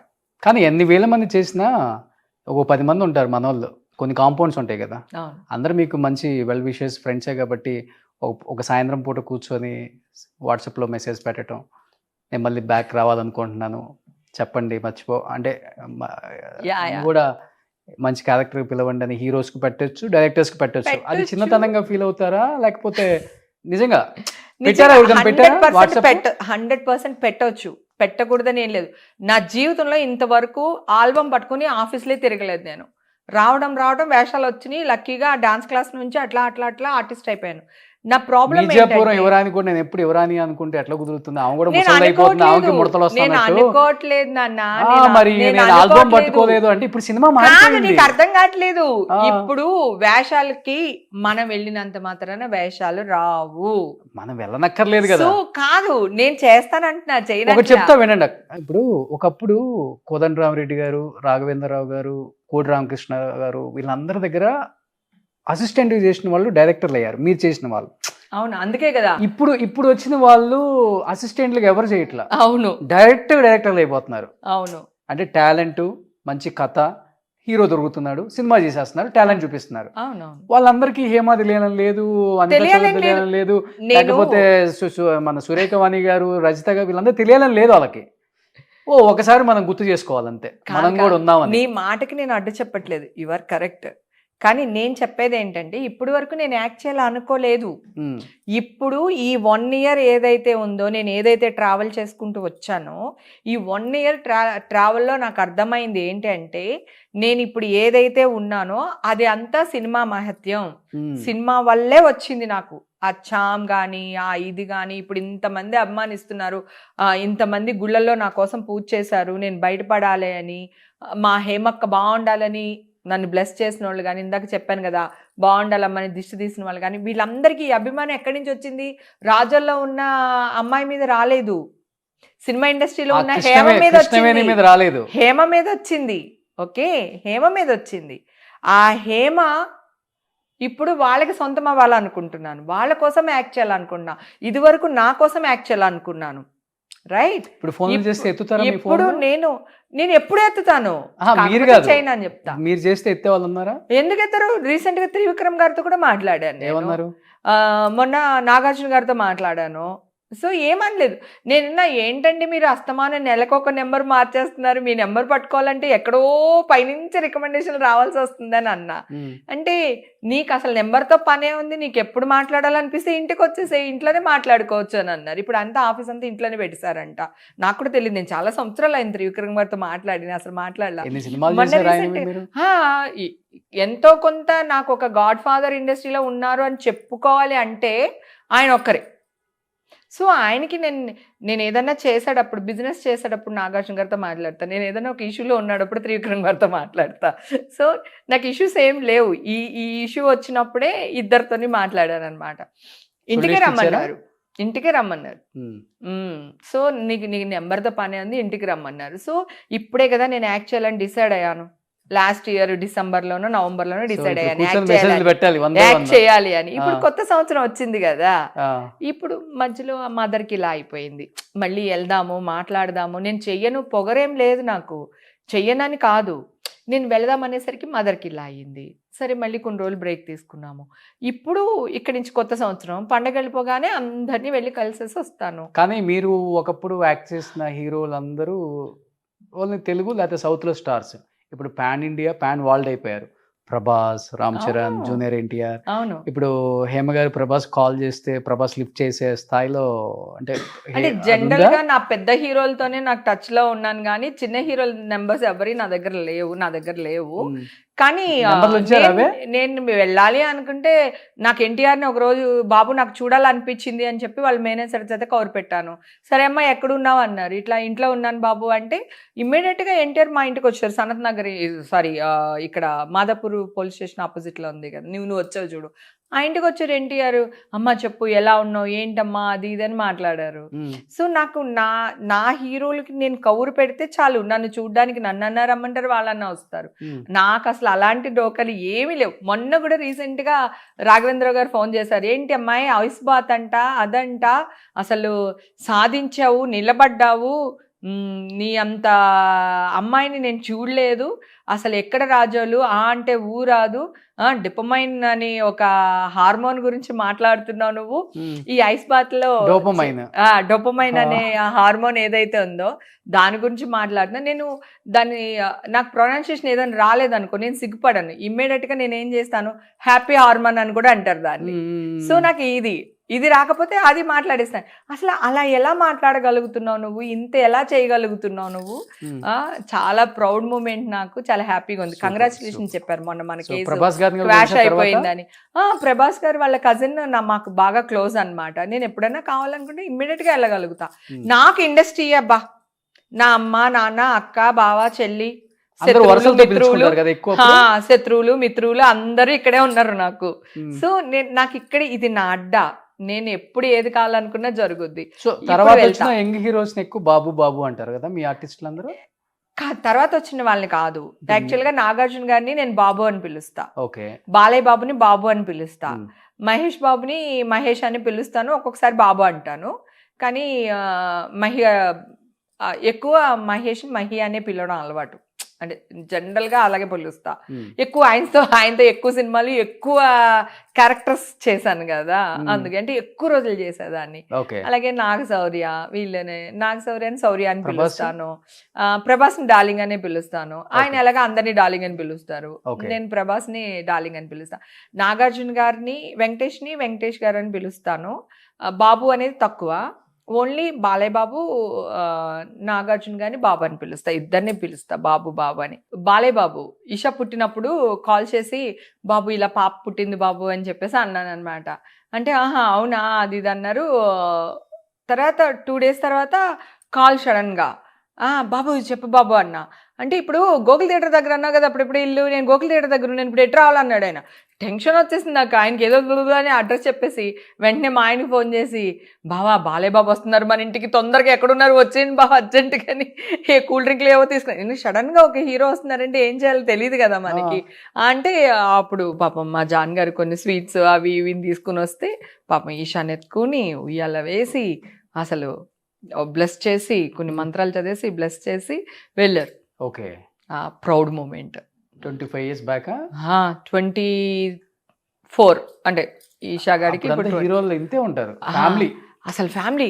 ఆయన రావడం దగ్గరలో ఆడిపోయి నేను అంటే ఇప్పుడు చిరంజీవి గారితో కొంచెం ఇది ఉంది, నాగార్జున గారికి కొంచెం అను ఉంది. ఈయన అంటే అసలు అందరికీ భయమే కదా, నాకు కూడా టెన్షన్ గా ఉండేది. ఆయన ఎప్పుడు సంకెక్కించుకుంటారో తెలియదు, ఎప్పుడు తిడతారో తెలియదు అనే ఒక భయం ఉంటుంది ఇండస్ట్రీలో అందరికీ. పాపం నన్ను ఎప్పుడు ఏమనలేదు కానీ ఒక టెన్షన్ ఉంటుంది బాలయ్య బాబు అంటే కదా. ఆయన అలా వచ్చారు. పరశురామ్ సినిమా చేస్తున్నాం అప్పుడు 92లోనో 93లోనో అనుకుంటాను, సోమాజిగూడలో. అక్కడ ఇంట్లో ఉన్నప్పుడు చిరంజీవి గారు ఎస్పి పరశురామ్ ఏదో సినిమా ఉంది ఆయనది, శ్రీదేవి ఆయన పోలీస్ ఆఫీసర్ అయినా, ఆ సినిమాకి మా ఫ్లాట్ లోనే షూట్ చేస్తున్నారు. అయితే పెన్సెట్ రవిరాజ్ గారికి డ్రెస్ మార్చుకోవాలి సార్, ఇక్కడ నుంచి ఏదో డబ్బింగ్కి వెళ్ళాలి, ఏదో సంథింగ్ ఏదో ఫ్లైట్కి వెళ్ళాలి ఏదో అడిగారంట. అంటే ఇక్కడ మన ఆర్టిస్ట్ ఉంది బాబు హేమ అని, వాళ్ళ ఇంట్లో మార్చుకుందరు కానీ అని అన్నారంట. వాళ్ళు సడన్ గా చిరంజీవి గారిని మా ఇంటికి తీసుకుని వచ్చారు. ఇంకా అసలు అమ్మో కాళ్ళు ఆడలేదు, ఇటు పరిగెత్తాను అటు పరిగెత్తాను, అయితే అవుతారు ఇది తాగుతారు. ఆయన ఆగండి నుంచో ఒక 2 నిమిషాలు నుంచో ఒక 2 నిమిషాలు ఓకే ఓకే అంటే ఫస్ట్ టైం చిరంజీవి గారు మా ఇంటికి వచ్చారని అసలు అబ్బా అది మర్చిపోలేను అనమాట. అప్పుడు ఆయన డ్రెస్ మార్చుకుని మా ఇంట్లో కాఫీ తాగి కూల్ డ్రింక్ తెప్పించా, కూల్ డ్రింక్ తాగినన్నారు, మళ్ళీ నేనే కాఫీ పెట్టించా, కాఫీ తాగి వెళ్ళారు. అప్పటికి ఇంకా చిరంజీవి గారితో నేను సినిమాలు చేయలేదు, చిరంజీవి గారిని చూడాలనే ఒక కోరిక. షూట్ జరిగేటప్పుడు వెళ్ళి ఆ దూరం నుంచి అసిస్టెంట్ డైరెక్టర్ పక్కన డైరెక్టర్ గారి పక్కన నుంచి చూసేదాన్ని, కానీ దగ్గరికి వెళ్ళి ఈ అమ్మాయి ఇలా అని పరిచయం చేసే అంత కాదు. అప్పటికే క్షణక్షణం అయింది అంతే, నాకు రిలీజ్ అయింది, 2-3 సినిమాలు చేస్తున్నాను. అంత పెద్దగా నన్ను తీసుకెళ్లి పరిచయం చేసే అంత ఆర్టిస్ట్ ని కూడా కాదు చిరంజీవి గారికి. అలాంటిది చిరంజీవి గారు మా ఇంటికి వచ్చేసారంటే అలా టెన్షన్ పడిపోయాను. కానీ ఎన్ని మెమరబుల్ మూమెంట్స్ కదా. చాలా అసలు. తర్వాత స్టేట్ ఆర్ట్ గ్యాలరీలో నాగార్జున గారు షూటింగ్ చేస్తున్నారు. మా ఇల్లు స్టేట్ ఆర్ట్ గ్యాలరీ పక్కనే ఇంకొక ఇల్లు చెప్పాను కదా, ఆ ఇల్లు. ఎన్ని ఇళ్ళు ఉన్నాయి మొత్తం మీకు? 2 ఇళ్ళే. ఇది అదే. అయితే స్టేట్ ఆర్ట్ గ్యాలరీకి వెళ్ళాను నేను. వెళ్ళి బాబు ఇక్కడే మా ఇల్లు, రండి బాబు కనీసం లంచ్ కన్నా రండి బాబు అది ఇది అని అన్నా. అంటే లంచ్కి రాను కానీ ఒక 10 నిమిషాలు వస్తాను, అది ఇవాళ రాను, రేపు కూడా ఇక్కడే ఉంటాను, రేపు వస్తాను అని చెప్పారనమాట. లంచ్ టైంలోనే వస్తాను కానీ లంచ్ వద్దులే అది ఇది అని అన్నారు. సరే అని చెప్పేసి వస్తానన్నారు కదా. ఇల్లంతా సర్దేసి అసలు చంద్ర ఉండేవాడు. చంద్రని బాబు ఏం తింటారు, ఏం తాగుతారు ఇవన్నీ అడిగి నేను లైన్గా ఆయనకి 4-5 రకాలు ఆయన చెప్పాడు. 4-5 టైమ్స్ చేపల పులుసు ఇష్టం అన్నారు. తర్వాత ముద్దపప్పు, ఆవకాయ పచ్చడి, నెయ్యి, ఇలా ఏవో రసం, ఇట్లాంటివి అన్నీ చెప్పారనమాట. అన్నీ రెడీ చేసి టేబుల్ నిండా పెట్టేశాను. ఆయన కూర్చోగానే ఎందుకు నీ చేసావు, ఒకటే చేయమన్నాను కదా, అసలు లంచ్కి రానన్నాను కదా, అది ఇది అని చెప్పేసి ఇంకప్పుడే అంతే బాబు పర్లేదు ఇది కొంచెం ఇది కొంచెం ఇది కొంచెం అని చెప్పేసి కొసరు కొట్టు వడ్డించాను ఇంట్లో. అదొక చాలా మెమరబుల్ డే అన్నమాట. బాగా ఇష్టం కదా నాగార్జున గారు అంటే? అసలు ప్రాణం నాకు, అసలు పిచ్చి నాకు ప్రాణం. ఆయన కూడా అంత మంచి లైఫ్ లో ఏదో మీకు చాలా పెద్ద సహాయం చేశారా, హెల్ప్ చేశారా? నాకెప్పుడు ఎందుకు అంత పిచ్చి ప్రాణం? ఇప్పుడు మీరు బేసికల్ గా చిరంజీవి గారు ఫ్యాను. ఆయన నాగార్జున, ఇప్పుడు చిరంజీవి గారు అంటే ఒక బావగారు, ఇంటికి పెద్ద దిక్కు. Okay sir, respect. నాగార్జున గారు అంటే నా ఫ్రెండ్, నా బాయ్ ఫ్రెండ్ లాగా. అంటే ఆయన సినిమాలు ఎలా చూసామో, గీతాంజలి రొమాంటిక్ సినిమా. సో అక్కడి నుంచి మనం అప్పుడు ఏమంటారు 15-16 ఇయర్స్లో అలాంటి ఒక సినిమా. అప్పుడు అసలు లిప్ లాక్ లేవు, రొమాంటిక్ సీన్స్ లేవు సినిమాల్లో, తెలుసు కదా నీకు. నాగార్జున గారు వచ్చిన తర్వాతే కదా ఆ రొమాంటిక్ సీన్స్ ఇవన్నీ అలా చూడడం. మన ఇప్పుడంటే కొడితే ఫోన్లో 100 సీన్స్ వస్తున్నాయి. కాదు, అక్కడ మనకి అసలు పువ్వు మీద ముద్దు పెట్టడాలు ఇవే కదా ఉండేవి. పక్షులు వచ్చి ఇలా ఎగరడాలు ఇవి చూపించేవాళ్ళు ఎప్పుడైనా ఫస్ట్ నైట్ సీన్లు అంటే. అసలు నాగార్జున గారు ఆ సినిమాలు చూసి, ఆయన్ని శివ చూసి అమ్మ ఉయ్యమ్మ అని, ఇంకా తర్వాత మిగతా సినిమాలు అవి చూసి ఇవి చూసి అసలు ఫిదా అయిపోయానమాట. ఆయన అంటే క్రష్. చిరంజీవి గారు అంటే ఒక రెస్పెక్ట్, ఒక ఫ్యామిలీలో నాకు పెద్ద నాగార్జున గారు నాకు క్రష్. అంటే ఎంత ఇష్టం తెలుసు, ఎప్పటి నుంచో తెలుసు. వారసుడు సినిమా చేశాను, అప్పుడు దూరం నుంచి చూసుకుని నవ్వుకునే వాళ్ళం. మా పక్కన సీన్లు జరిగేవి. నగ్మ నేను బాగా క్లోజ్గా ఉండేవాళ్ళు. మీరు అన్నారు చూడండి, నగ్మ వాష్రూమ్కి ఏమైనా వెళ్దామంటే అక్కడ అలా ఉండేవి కాదు కదా. సో నేను పట్టుకుంటే తను పట్టుకుంటే నేను, అట్లా డ్రెస్సులు మార్చుకోవడానికి అట్లకి వెళ్ళేవాళ్ళం అనమాట. సో ఇంక దానికి తెలుగు రాదు, వీళ్ళు ఏడిపించేవాళ్ళు నగ్మని. ఏదన్నా అంటే ఈ హీమా ఏమంటున్నారు వీళ్ళు అనేది. అలాగా కొంచెం పరిచయం వారసుడు సినిమాకి. తర్వాత ఒక సినిమా ఏదో చేసినాము, గొప్పింటి అల్లుడు అనుకుంటా, బాలయ్య బాబు సినిమా చేసినాము. దాంట్లో హీరోయిన్ నేను చాలా క్లోజ్ ఫ్రెండ్స్. ఆ సినిమాలో నాగార్జున గారిది 7 acres పక్కనే షూటింగ్ జరుగుతుంది. రోజు ఆయన అలా ఇది చూసేసుకున్నాను. ఆయన అంటే మాట్లాడడం తెలియదు నాకు, ఏదో ఉంటే కూడా నమస్తే అంటే నమస్తే అంటారు అంతే కదా.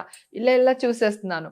చూస్తుంటే సంఘవి ఏం చూస్తున్నాను, నాగార్జున గారిని చూస్తున్నాను, ఎంత బాగున్నారు కదా అది ఇది అని చెప్పి మాట్లాడేదాన్ని. అంటే సంఘవి నేను చాలా క్లోజ్గా ఉండేవాళ్ళం. కృష్ణవంశీ గారు నేను క్లోజ్ కదా, ఆ విధంగా సంఘవి నాకు క్లోజ్ అనమాట. Okay okay. కానీ ఇప్పుడు హీరోయిన్స్ అదే క్లోజ్నెస్ ఉందా? ఫోన్ మాట్లాడుకుంటాం. ప్రియామణి నేను 100%. నేను వెళ్తాను వాళ్ళ సెట్కి, వెళ్తాను వాళ్ళతో కూర్చుంటాను, మాట్లాడతాను. ఎవరు క్లోజ్ గా ఉండే హీరోయిన్స్ అప్పుడు? వాళ్ళు నగ్మ గారు అందరూ. అంటే నగ్మ గారు ఇప్పుడు అక్కడ ఉన్నారు కనుక నాకు తెలీదు. ప్రియామణి అప్పుడప్పుడు కలుస్తుంటాం. సౌందర్య ఇది వరకు పాప మా ఆవిడ నేను బాగా కలిసేవాళ్ళం. ప్రియామణి నేను కలిసేవాళ్ళం. సంఘవి నేను, వాళ్ళ అమ్మగారు అయితే ఇషాకి ఇన్ని క్రీమ్స్ తీసుకొచ్చి ఇచ్చారు. పుట్టిన 6 నెలలకో 7 నెలలకో ఆవిడ షూటింగ్ కోసం వచ్చారు. ఆవిడ ఇన్ని తీసుకొచ్చారు, ఇలా ఎండలో పెట్టు, ఇట్లా క్రీమ్ రాయి, అట్లా క్రీమ్ రాయి అని సంఘవి వాళ్ళ అమ్మగారు చెప్పారు. అందుకని సంఘవి నాకు చాలా క్లోజ్. వాళ్ళ అమ్మగారు కూడా చాలా క్లోజ్ నాకు. అప్పుడు ఎక్కడికైనా వెళ్ళాలంటే కూడా హైదరాబాద్ లో నేనే తీసుకెళ్లేదాన్ని. బాగా క్లోజ్. రోజా వాళ్ళతో నేను సినిమాలు చేయలేదు. మీనా మళ్ళీ క్లోజ్, ఆవిడతో సినిమాలు చేశాను నేను ఎక్కువ. అంటే నేను సినిమాలు చేసిన వాళ్ళతో మాత్రమే నేను కొంచెం క్లోజ్. అలా అప్పుడు తను చెప్పాను అనమాట, ఎంత బాగున్నా, నాకు ఎంత ఇష్టమో ఆయన అంటే అలా చూస్తుంటా అంటే రా అని చెప్పి నా చేపట్టుకుంది. ఇప్పటికీ ఎక్కడికంటే అమ్మో వద్దు వద్దు వద్దు వద్దు అంటున్నాను. టెన్షన్ వచ్చేస్తుంది నాకు. తీసుకెళ్ళి నుంచోపెట్టి, ఈ పిల్లకి నువ్వంటే ఎంత ఇష్టమో తెలుసా, నిన్న అలాగే చూస్తూ కూర్చుంది, నిన్ను ఇవాళ అలాగే చూస్తూ కూర్చుంది, నువ్వంటే చాలా ఇష్టం, చాలా ప్రాణం అది ఇది అన్నారు. నాగార్జున గారికి ఇలా చూడట్లేదు, ఇలాగే వాడిని అవును సార్, మీరంటే చాలా ఇష్టం సార్. అసలు ముఖం చూసి మాట్లాడట్లేదు ఆయనతో నేను. అప్పుడు ఆయన వెళ్ళడం, పక్కన కూర్చుని మాట్లాడడం, ఏదో కాళ్ళకి గోరింద పెట్టుకున్నా ఇట్లా ఫుల్గా. నాకు ఇష్టం గోరిందాకు పెట్టుకోవడం. నాకు అది కావాలన్నారు. వెంటనే కాళ్ళు లోపల పెట్టేసాను నేను. చీర కట్టుకుంటే కదా కాళ్ళు లోపల లాగేసాను. ఎందుకంత టెన్షన్ పడుతున్నావు అలా మాట్లాడేవాళ్ళు. అంటే ఆయన అప్పుడు హెన్నా పెట్టుకునే వాళ్ళు, స్టార్టింగ్ డేస్ కదా, కలర్ కోసం హెన్నా పెట్టేవాళ్ళు. ఇన్ని కలర్స్ అవన్నీ లేవు కదా. సో అప్పుడు నేను రేపు తీసుకొని వచ్చి ఇస్తానండి, మా ఇంటి దగ్గర చెట్టు ఉంది, గోరింతాకు ఇది అది ఇది అని చెప్పి. కానీ అప్పుడు ఫెస్టివల్స్ కూడా బాగా చేసుకునే వాళ్ళు కదా, అందరూ బాగా చేసుకునే సంక్రాంతి సంక్రాంతి అన్ని చాలా బాగా చేసుకునే వాళ్ళం. బాగా సంక్రాంతి బాగా ఎవరింట్లో ఎక్కువ అంటే ఫ్రెండ్స్ ఇంట్లోనే బాగా ఎక్కువ. అంటే మేము క్యారెక్టర్ ఆర్టిస్ట్లు కనుక అంత పెద్దగా వాళ్ళ చనువు ఉండదు. కాకపోతే చిరంజీవి గారి ఇంట్లో ఎక్కువ ఫంక్షన్స్ జరిగాయి, పార్టీస్. స్టార్ట్ చేసింది ఆయన వాళ్ళ ఇంట్లో సురేఖ గారు కూడా అంత బాగా చూసుకునేవాళ్ళు ఈ హీరోయిన్స్ ని అందరినీ కూడా. చిరంజీవి గారి ఇంట్లోనే స్టార్ట్ అయిందని వినేదాన్ని. ఇంకా హైదరాబాద్ వచ్చిన తర్వాత అడపా తడపా నేను వెళ్ళడం మొదలు పెట్టాను అనమాట. అప్పుడప్పుడు వెళ్ళడం, ఎనీ ఫంక్షన్స్ ఏది ఉన్నా కూడా పిలిచేవాళ్ళు వెళ్ళడం, అట్లా జరిగినాయి. సో ఫస్ట్ నాగార్జున గారిని అక్కడ చూసా, అక్కడ మాట్లాడా. అప్పుడు నాకు ల్యాండ్ లైన్ నెంబర్ ఇచ్చారు ఆయన, అన్నపూర్ణ స్టూడియోది. అది మనకి తెలియదు. నాగార్జున నాకు నెంబర్ ఇచ్చారు అని ఫ్రెండ్స్ అందరితో వచ్చి టక టక్ అని కొట్టేసేవాళ్ళు. అక్కడ ఎవడో ఎత్తేవాడు, మనకి తెలియదు. అమ్మ కొన్ని రోజులు అలా జరిగింది. నాకు అసలు నా డ్రీమ్ చిరంజీవి గారితో నాగార్జున గారితో నేను ఇంత క్లోజ్గా ఉంటాను నా జీవితంలో అనుకోలేదు. వాళ్ళిద్దరు నాకు రెండు కళ్ళు. బిగ్ బాస్ లో కూడా వాళ్ళిద్దరూ వచ్చి అలా నుంచుంటే పక్క పక్కన ఎవరిని చూడాలి అనేది తెలియలేదు నాకు అసలు. కానీ లైఫ్లో అన్ని సాధించారు. ఆల్మోస్ట్ ఏమి లేని అమ్మాయి ఈరోజు ఇంత అచీవ్మెంట్ చేయటం చాలా గ్రేట్. అది ఇంకా మిగిలింది మాత్రం పాప పెళ్ళి. ఒక స్టార్ హీరో ఇంటికి కోడలుగా వెళ్తుందేమో స్టార్ డైరెక్టర్ హీరో ఏదో సమయంలో బయట డిస్కషన్ జరుగుతుంది. అయిపోయి అలాంటి ఏం లేదు. ఇంకా ఈషా ఇండస్ట్రీలోనే ఇద్దామన్నా లేకపోతే బయట అలా ఏం లేదు. ఇంకా ఏం అనుకోలేదు. 23 అన్న మన కాలంలో 19కి 20కి పెళ్లి చేసుకునేది. ఇప్పుడు ఎక్కడ పెళ్లిళ్ళు జరుగుతున్నాయి. కొంచెం 26 అలా వచ్చినప్పుడు అప్పుడు చూడడం మొదలు పెడతా. ఇప్పుడు అసలు ఏం అనుకోవట్లేదు. నాకు అసలు ఇండస్ట్రీ అని బయట అని ఏం లేదు. కానీ ఇంకా అసలు పెళ్లి థాట్స్ అయితే ఏమి లేవు. ప్రస్తుతానికి జాబ్ చేస్తుంది. తనకి బిజినెస్ చేయాలని ఉంది, కానీ నేను జాబ్ చేపిస్తున్నాను. ఎందుకంటే తనకి తెలియాలి ఒక బాస్ ఎలా తిడతాడు, పని చేపించుకుంటాడు, ఈ అమ్మాయి ఎలా పని చేయాలి, ఈ అమ్మాయి కింద ఉన్న వాళ్ళతో పని ఎలా చేపించుకోవాలి, అసలు బిజినెస్ అంటే ఏంటి, ఎంతమందితో మాట్లాడుతున్నాం, ఏ మీటింగ్ లో ఏం జరుగుతుంది, ప్లస్ మైనస్. అక్కడ కూడా శత్రువులు ఉంటారు మనకి, అక్కడ కూడా ఫ్రెండ్స్ ఉంటారు. సో వాళ్ళని ఎలా డీల్ చేయాలి అవన్నీ తెలియాలి అంటే ఫస్ట్ జాబ్ చేయాలి. మా అమ్మాయి జాబ్ చేస్తుంది ఇప్పుడు ప్రస్తుతం. ఆటోలో వెళ్ళిపోతుంది. పొద్దున్న ఆటోలో వెళ్ళిపోతుంది, వచ్చేటప్పుడు ఆటోలో వచ్చేస్తుంది. అన్ని పనులు నేర్పిస్తున్నారు ఇంట్లో. తను వంట చేయడం వచ్చి తనకి. బిర్యానీ బిజీ అయిపోతారు కదా ఆర్టిస్ట్ గా. పొద్దున వెళ్ళిపోతే నైట్ అయిపోయింది మీకు. అవును, ఇప్పుడు వంట కూడా చేయను. ఇషాకి అప్పు చెప్తా. కరెక్ట్ పాయింట్ చెప్పావు, నిజమే. నేను ఇప్పుడు వంట చేసి పెట్టి వెళ్ళే అంత ఓపిక లేదు నాకు. మనం షూటింగ్లు చేద్దాం హ్యాపీగా. మా అమ్మాయి క్యారేజ్ పంపిస్తుంది. ఇప్పుడు ఏంటి అప్పుడులాగా అక్క వదిన అట్లాంటిగా ఇప్పుడు అమ్మకి కూడా రెడీగా ఉన్నారా? అప్పుడు కూడా మదర్ క్యారెక్టర్లు చేశాను నేను. చేసినారు కొంచెం. ఏ క్యారెక్టర్ అయినా ఒకే ఇంపార్టెన్స్ ఉండాలి అంటున్నా, అంతే. ఇదివరకు కూడా నేను దెబ్బలాడేదాన్ని. ఎవరైనా బ్రహ్మానందం వైఫ్ అని రాస్తే ఊరుకునేదాన్ని కాదు. బ్రహ్మానందం వైఫ్ ఏంటి, నా క్యారెక్టర్ ఒక పేరు లేదా, పేరు పెట్టండి, పేరు రాయండి డైలాగ్ లో. జనరల్ గా ఏం రాస్తారంటే స్క్రిప్ట్ రాసేటప్పుడు కూడా రైటర్స్ అప్పుడు అంటే వాళ్ళకి హేమ చేస్తుందని తెలియదు రైటర్లు. మామూలుగా బ్రహ్మానందం గారికి అయితే అని రాసేస్తారు కదా, Brahmanandam wife, MS Narayana wife. నాకే కదా ఎవరికైనా అలాగే రాసేవాళ్ళు. తర్వాత మార్పిచ్చా. ఆ వైఫ్ క్యారెక్టర్ ఒక పేరు ఉంటుంది, అది హేమ అవ్వచ్చు, సుబ్బలక్ష్మి అవ్వచ్చు, ఏదైనా అవ్వచ్చు, అది రాయండి అనేదాన్ని. కానీ ఇప్పుడు ఆ నవ్వులాటగా కాకుండా సీరియస్ గా కూడా బాగా చేస్తారు మీరు. తల్లి రోల్స్ లో కూడా ఇంపార్టెన్స్ ఎమోషనల్ అదే చెప్పబోతున్నా. చాలా చాలా సినిమాలు చేశాను. అన్నయ్య సినిమాలో నేను సౌందర్యకి మదరు, మా ఆయన సారా తాగొచ్చి నన్ను కొట్టేస్తాడు. అవునవును. ఒక సీను చాలా ఈడ్చుకెళ్ళిపోతాడు జుట్టు అంతా పట్టుకొని, అట్లాంటి సీన్లు చేశాను. తర్వాత కొన్ని క్యారెక్టర్స్ అడుక్కునే క్యారెక్టర్లు చేశాను, చెప్పులు కుట్టుకునే క్యారెక్టర్లు చేశాను. విలన్గా చేయలేదు, వ్యాంప్ చేయలేదు. ఈ రెండు తప్ప ఆల్మోస్ట్ అన్ని క్యారెక్టర్లు చేశాను. కామెడీయే కాదు, చాలా సీరియస్ క్యారెక్టర్స్ చేశాను నేను. బట్ మళ్ళీ ఇండస్ట్రీ మిమ్మల్ని పిలవాలి, గుర్తించాలి. డెఫినెట్ మళ్ళీ ఇప్పుడున్న డైరెక్టర్స్ కూడా హేమ గారు మళ్ళీ వస్తున్నారు ఇండస్ట్రీకి, డెఫినెట్ గా మనం మంచి క్యారెక్టర్స్ చేపించవచ్చు. ఎందుకంటే కొన్ని వందల సినిమాలలో డిఫరెంట్ రోల్స్ లో చూసాం మిమ్మల్ని. అవును, ఒక్కసారిగా వీళ్ళందరూ ఖాళీగా ఉంటున్నారు, లేకపోతే సినిమా ఆఫర్స్ రావట్లేదు, దీనివల్ల కొంత డిప్రెషన్ కూడా ఉంటుంది మనిషికి. ఉండొచ్చు. షూటింగ్, మేకప్, ప్యాకప్ అలవాటు విన్నోడు ఇంట్లో ఖాళీగా ఇల్లు తుడుచుకుంటా, వంట కష్టం. చేసుకుంటా, లేకపోతే ఈ పార్టీలకు వెళ్తా ఉండలేం. అవును, కష్టమే. షూటింగ్ చేసి వస్తే హెల్దీగా ఉంటారు, అవును, ఇంకా బాగుంటారు. డెఫినెట్ గా హెల్త్ తో పాటు వెల్త్ కూడా కదా, రెండు ఉంటది. కానీ బాగా మెయింటైన్ చేస్తున్నారు. ఏంటి ఫుడ్ ఏం తీసుకుంటారు థ్యాంక్ అసలు? You, heavy thank food you. తింటారా? నేను పెట్టడం ఇష్టం నాకు తినడం కంటే కూడా, కానీ తింటా, బాగా తింటా. కారం 53 ఉంటాయి మీకు ఇప్పుడు 52. 52 అయినా బాగా మెయింటైన్ చేస్తున్నారు కదా. Thank you. Morning breakfast idli dosa అన్ని ఇడ్లీ దోశ అవే తింటాను, నాకు వేరే అన్ని తినలేను అంత.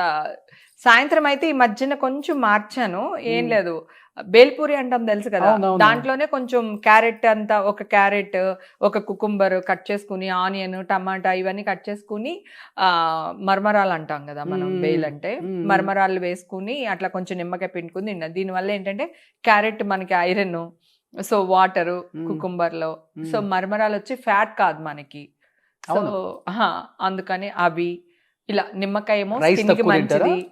అంటే evening time night dinner skip చేసి ఇట్లాంటి ఏదో ఒకటి మేనేజ్ చేస్తున్నాను. ఓకే. డేలో నా ఇష్టం, ఆఫ్టర్నూన్ నేను తింటారు. ఆఫ్టర్నూన్ నా ఇష్టం. కానీ నా ప్రాబ్లం ఏంటంటే ఒక ముక్కే ఫిష్ తినగలుగుతాను, ఇంతే అన్నం తినగలుగుతాను, అంటే నేను తినలేను బేసిక్గా. అలా అలవాటు అయిపోయింది చాలా సంవత్సరాల నుంచి. ఓకే. గ్యాస్ కానీ ప్రాబ్లం తినేది మరి? ఏం లేదు, గొడ్డు కారం తింటా. ఒక్కొక్కసారి తిక్కొచ్చేస్తే వైట్ రైస్ లో కొంచెం నువ్వుల నూనె వేసేసుకుని, ఉప్పు కారం వేసేసుకుని కలుపుకుని తింటా. ఓ, అంత ఇష్టం. కారం కారం కారం ఉండాలి. పచ్చిమిరపకాయలు, పెరుగన్నం తిన్నా పచ్చిమిరపకాయ నంచుకునే పెరుగన్నం తింటాను. ఒకవేళ పప్పుచారు అవన్నీ చేసామనుకో, ఆ మజ్జిగ మిరపకాయలు, వడియాలు వేసుకునే తింటాను. అందుకే ఇంత ఆవేశం మీకు. నాకేం ఆవేశం ఉండదు, నన్ను ఎవడు గోకూడదు. నేను నీ జోలికి రాలేదుగా, నువ్వెందుకు వస్తావు అంట, అంతే అంతే. అది నేను నా పోలీస్ పాటికి- స్టేషన్కి వెళ్ళిన హిస్టరీలు ఎన్నో. ఎందుకు వెళ్తాను? నువ్వు నన్ను ఏదోటి అంటే నేను వెళ్ళి కంప్లైంట్ ఇస్తాను. ఇప్పుడు అవతల నన్ను డాష్ అంటే నేను అనలేను, సో నాకు న్యాయం కావాలి, న్యాయానికి వెళ్తా. నువ్వు నా జోలికి రాక నేను నీ జోలికి రా. బయట చూసే వాళ్ళకేమో వేరేలాగా కనపడుతుంది, ఆర్టిస్ట్ కావటాన. కాదు కదా, ఆర్టిస్ట్ కాదు. ప్రాబ్లం ఎక్కడ వచ్చిందంటే చూసే విధానంలో అదే ఉంటుంది. నేను చెప్తున్నా, అదే కదా. చూసే విధానం వాడు కనిపించడు, వాడు కనిపించాడు. ఏం కనిపిస్తుంది? ఇప్పుడు ఆల్రెడీ నన్ను ఎవడో ఒకడు పించేస్తాడు కదా, వాడు కనిపించాడు. నేను వెళ్ళింది మీడియాలో వస్తుంది, అదే నేను చేసా.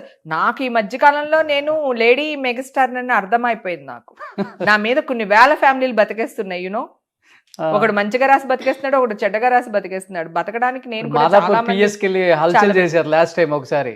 అదే. వైరల్ అయింది అది. అవును, దీనికోసమే. ఎవడో మీకు రాంగ్ మెసేజ్లు పెడుతున్నాడని చెప్పి. మొన్నే ఆ కేసు రీసెంట్ గానే ఓ, క్లోజ్ ఇప్పుడు దాకా అయిపోయింది. ఉంది అది. ఉందంట, నాకు కూడా తెలీదు. మన కానిస్టేబుల్ ఫోన్ చేశాడు, మేడం ఇంకా ఏంట్రా ఇన్ని సంవత్సరాలు ఇంకా ఏమని పెట్టాడు అసలుకి? వాడా ఒక్కడి కార్లే, వాడు ఇష్టం వచ్చినట్టు పెట్టాడు. అసలు నాకు బూతులా? ఎలా ఉంటదంటే, బూతులు కాదు, రా నేను పెళ్లి చేసుకుంటాను, లేపుకెళ్ళిపోతాను, ఆ, ఇట్లా పెట్టేవాడు. అర్ధరాత్రి 1 గంటకి 2 గంటలకి ఏం చేస్తున్నావే, ఆ. అసలు వే అంటేనే నా వెళ్ళేది. అంటే నన్ను హేమని నన్ను అంటావా, వైఫై లాగా డగడగడగడగడగడని తిరిగేది. కానీ ఫస్ట్ అప్పుడు చాలా మంది ఆడపిల్లలకి ఇలాగే మెసేజ్లు వస్తే ఎవరికి చెప్పేవాళ్ళు కాదు. అవును. అప్పుడు నేను బయటకు వచ్చి నేను చెప్పిన తర్వాత చాలా కేసులు బయటకు వచ్చారు, చాలా మందిని మూసేశారు. అప్పుడు కొంతవల్ల మంచి జరిగింది మీ వల్ల. 100%. తర్వాత మాఫింగ్ ఫోటోలు గుర్తుందా? ఇప్పుడు ఏఐ చేస్తుంది పాపం, అందరు అమ్మాయిల్ని గిగినీల్లో చూపిస్తున్నారు కదా, ఏఐలో వస్తున్నాయి ఇప్పుడు ఫోటోలు. అవి వేరే వాడు ఎవడో దుబాయ్లోనో అమెరికాలోనో ఉండి మార్ఫింగ్ చేసేవాడు ఫొటోస్. ఇగో మా అసిస్టెంట్ గారు ఉన్నాడు కదా, ఆ ఇళ్ళల్లా తిరిగితే ఏదో ఫోటో చూపించాడు, మీదేనా? అందరు కలిసి చూస్తున్నాడు. కాదు, నాకెందుకో భగవంతుడి దయ వల్ల ఎవడు ఆ పనులు ఏమీ చేయలేదు. నాకు ఒక బ్యాడ్ న్యూస్ మీడియా వాళ్ళు వేశారు అంటే ఓన్లీ మొన్న జరిగిన ఇష్యూనే. నాకు ఈ రోజు వరకు ఒక్క రిమార్క్ లేదు, ఎవ్వరు నన్ను ఏమనలేదు. నేను మీడియా వాళ్ళని కూడా రిక్వెస్ట్ చేసింది ఏంటి, మీరు ఓకే పోలీసులు చెప్పారు, ఏం జరిగిందో మీరు ఆ న్యూస్ కూడా వేశారు కదా, సిలవలు పలవలుగా వేసేసారు. నేనేమంటాను, ఇప్పుడు కొట్టేశారు కదా, ఈ న్యూస్ కూడా వేయండి అని రిక్వెస్ట్ చేస్తున్నాను అందరినీ. ఎందుకంటే మీడియా నాకు చాలా బలం. ఈ రోజు హేమ మెగాస్టార్ చిరంజీవి అంత గొప్ప లాగా చూపిస్తున్నారంటే మీడియానే, లేకపోతే మిగతా వాళ్ళు ఎవరైనా చూపించమని చూపిస్తారా? సో నా మీద ఒక న్యూస్ వేస్తున్నాడు, అంత ఎఫర్ట్ పెడుతున్నాడు అంటే నేను ఏదో నేను గొప్పదాన్ని, అందుకనే వాడు న్యూస్ వేసుకుని బతుకుతున్నాడు, రైట్? సో ఇలాగే అనుకుంటున్నాను నేను. ఇప్పుడు ప్రాబ్లం ఏంటంటే నువ్వు నన్ను గోకుతావు నాన్న, గోకినోడు నువ్వు కనపడవు. అయితే నన్ను గోకేడు కదా, కనీసం ఏదైనా క్రీమ్ అన్నా రాసుకుందాము, పుండు పడకుండా చూసుకుందాము అనుకుంటాను కదా. ఇది కనపడుతుంది మచ్చ, అదేలే ఊరంతా అది కనిపిస్తుంది. ఈ మచ్చ కనపడుతుంది. ఆడు గోకునోడు కనపట్ల, ఈ మచ్చ కనపడుతుంది. ఎందుకు? నేను ఇండస్ట్రీకి దూరంగా ఉన్నా 4 years, మీడియాకి దూరంగా ఉన్నా. నువ్వు ఎన్నోసార్లు ఇంటర్వ్యూ అడిగావు, నీకు చెప్పాను వద్దు నాన్న నేను మీడియాకి దూరంగా ఉంటున్నాను, నాకు వద్దు. ఆఫ్టర్ మా ఎలక్షన్ అవును నేను దూరంగా ఉన్నాను. కానీ ఎంత అన్యాయంగా ఒక ఆడపిల్లని ఇంత బద్నాం చేస్తారని అనుకోలేదు. ఏం జరిగినా నేను ఒక విక్టిమ్ని, ఒకవేళ అలా ఉంటే కూడా విక్టిమ్ని రోడ్డు మీద పాడేసి, వాళ్ళ ఫ్యామిలీని రోడ్డు మీద పాడేసి అలా ఉండకూడదు. సరే, కొత్త సంవత్సరంలో దేవుడు మనకి మామూలుగా ఇవ్వలేదు, కొట్టేసరి కేసు. తిరుమల తిరుపతి దేవస్థానానికి మనకి మంచి పిలుపు వచ్చింది, మంచి దర్శనం జరిగింది, వెళ్ళొచ్చాను. డెఫినెట్ గా ఆఫర్స్ వస్తాయి. ఇప్పుడు నేను ఆఫర్స్ కోసం నేనే ట్రై చేస్తాను. ఇందాక నేను చెప్పే లోపలనే నువ్వు 100 రకాలు చెప్పేసావు నువ్వు నాకు. నేను అందరి కోసం, ఇది వరకు నా కోసం నేను యాక్ట్ చేసుకున్నాను. నాకు పేరు రావాలి, నేను యాక్ట్ చేయాలి, నాకు డబ్బు రావాలి అని. ఇప్పుడు నేను యాక్ట్ చేయాలనుకున్నది నన్ను ఇష్టపడే జనాల కోసం. నేను ఫ్యాన్స్ అని చెప్పలేను. నేను వాళ్ళ ఇంట్లో ఒక అమ్మాయిని, వాళ్ళకి అక్కని, చెల్లిని, కూతుర్ని, మనవరాల్ని. సో వాళ్ళందరూ నన్ను కోరుకుంటున్నారు నువ్వు యాక్ట్ చేయాలి, నువ్వు యాక్ట్ చేయాలి అనేసి. ఆ పాజిటివ్ వాయిస్ వింటున్నాను కదా, నేను ఇప్పుడు వాళ్ళ కోసం చేయాలనుకుంటున్నాను. సో 100% యా, డెఫినెట్ గా. ఇప్పుడు నువ్వు అన్నట్టు నేను త్రివిక్రమ్ గారితో కానీ, మన సుకుమార్ గారితో కానీ అందరికీ ఫోన్లు చేసి నేనే మాట్లాడతాను. అందరితో నేను ఆల్మోస్ట్ మాట్లాడుతూనే ఉంటాను, కానీ ఎప్పుడు క్యారెక్టర్స్ అడగలేదు అని ఇప్పుడు అడుగుతా. సూపర్. నాకేం పర్లేదు. నాకు అసలు బతకడం చేతక లేదు అన్నప్పుడు గుడిమెట్ల దగ్గర అడుక్కుని కూడా తినేస్తాను నేను. నాకు అస్సలు ఏం లేదు, ఉండాలని లేదు. ఏం వరేవద్దు. 2026 మంచి సినిమాలు చేయాలి. కొత్త సంవత్సరం మీకు నిజంగా కొత్తగానే ఉండాలి. ఇంకా కొత్త డైరెక్టర్స్ వచ్చారు, కొత్త హీరోస్ వచ్చారు, అందరికి మీరు ఇష్టమై ఉంటారు డెఫినెట్ గా. ఆ హీరోకి అమ్మో, అవును, ఆ హీరోయిన్ కి బోల్డ్ క్యారెక్టర్స్ ఉంటాయి. అందులో మీరు చేస్తున్నారంటే వాళ్ళు డెఫినెట్ గా పిలుస్తారు. 2026లో కనీసం ఒక డజన్ సినిమాలతో మళ్ళీ మిమ్మల్ని చూడాలని మనస్ఫూర్తిగా కోరుకుంటున్నాను. ఈ సంక్రాంతి వన్స్ అగైన్ సంక్రాంతి శుభాకాంక్షలు మీకు, మీ కుటుంబ సభ్యులకి అండ్ అందరూ తెలుగు ప్రేక్షకులు అందరికి కూడా. హేమ గారిని ఇన్ని సంవత్సరాలు ఎన్నో క్యారెక్టర్స్లో చూసి మనందరం ఎంతో ఎంజాయ్ చేసాం, నవ్వుకున్నాం.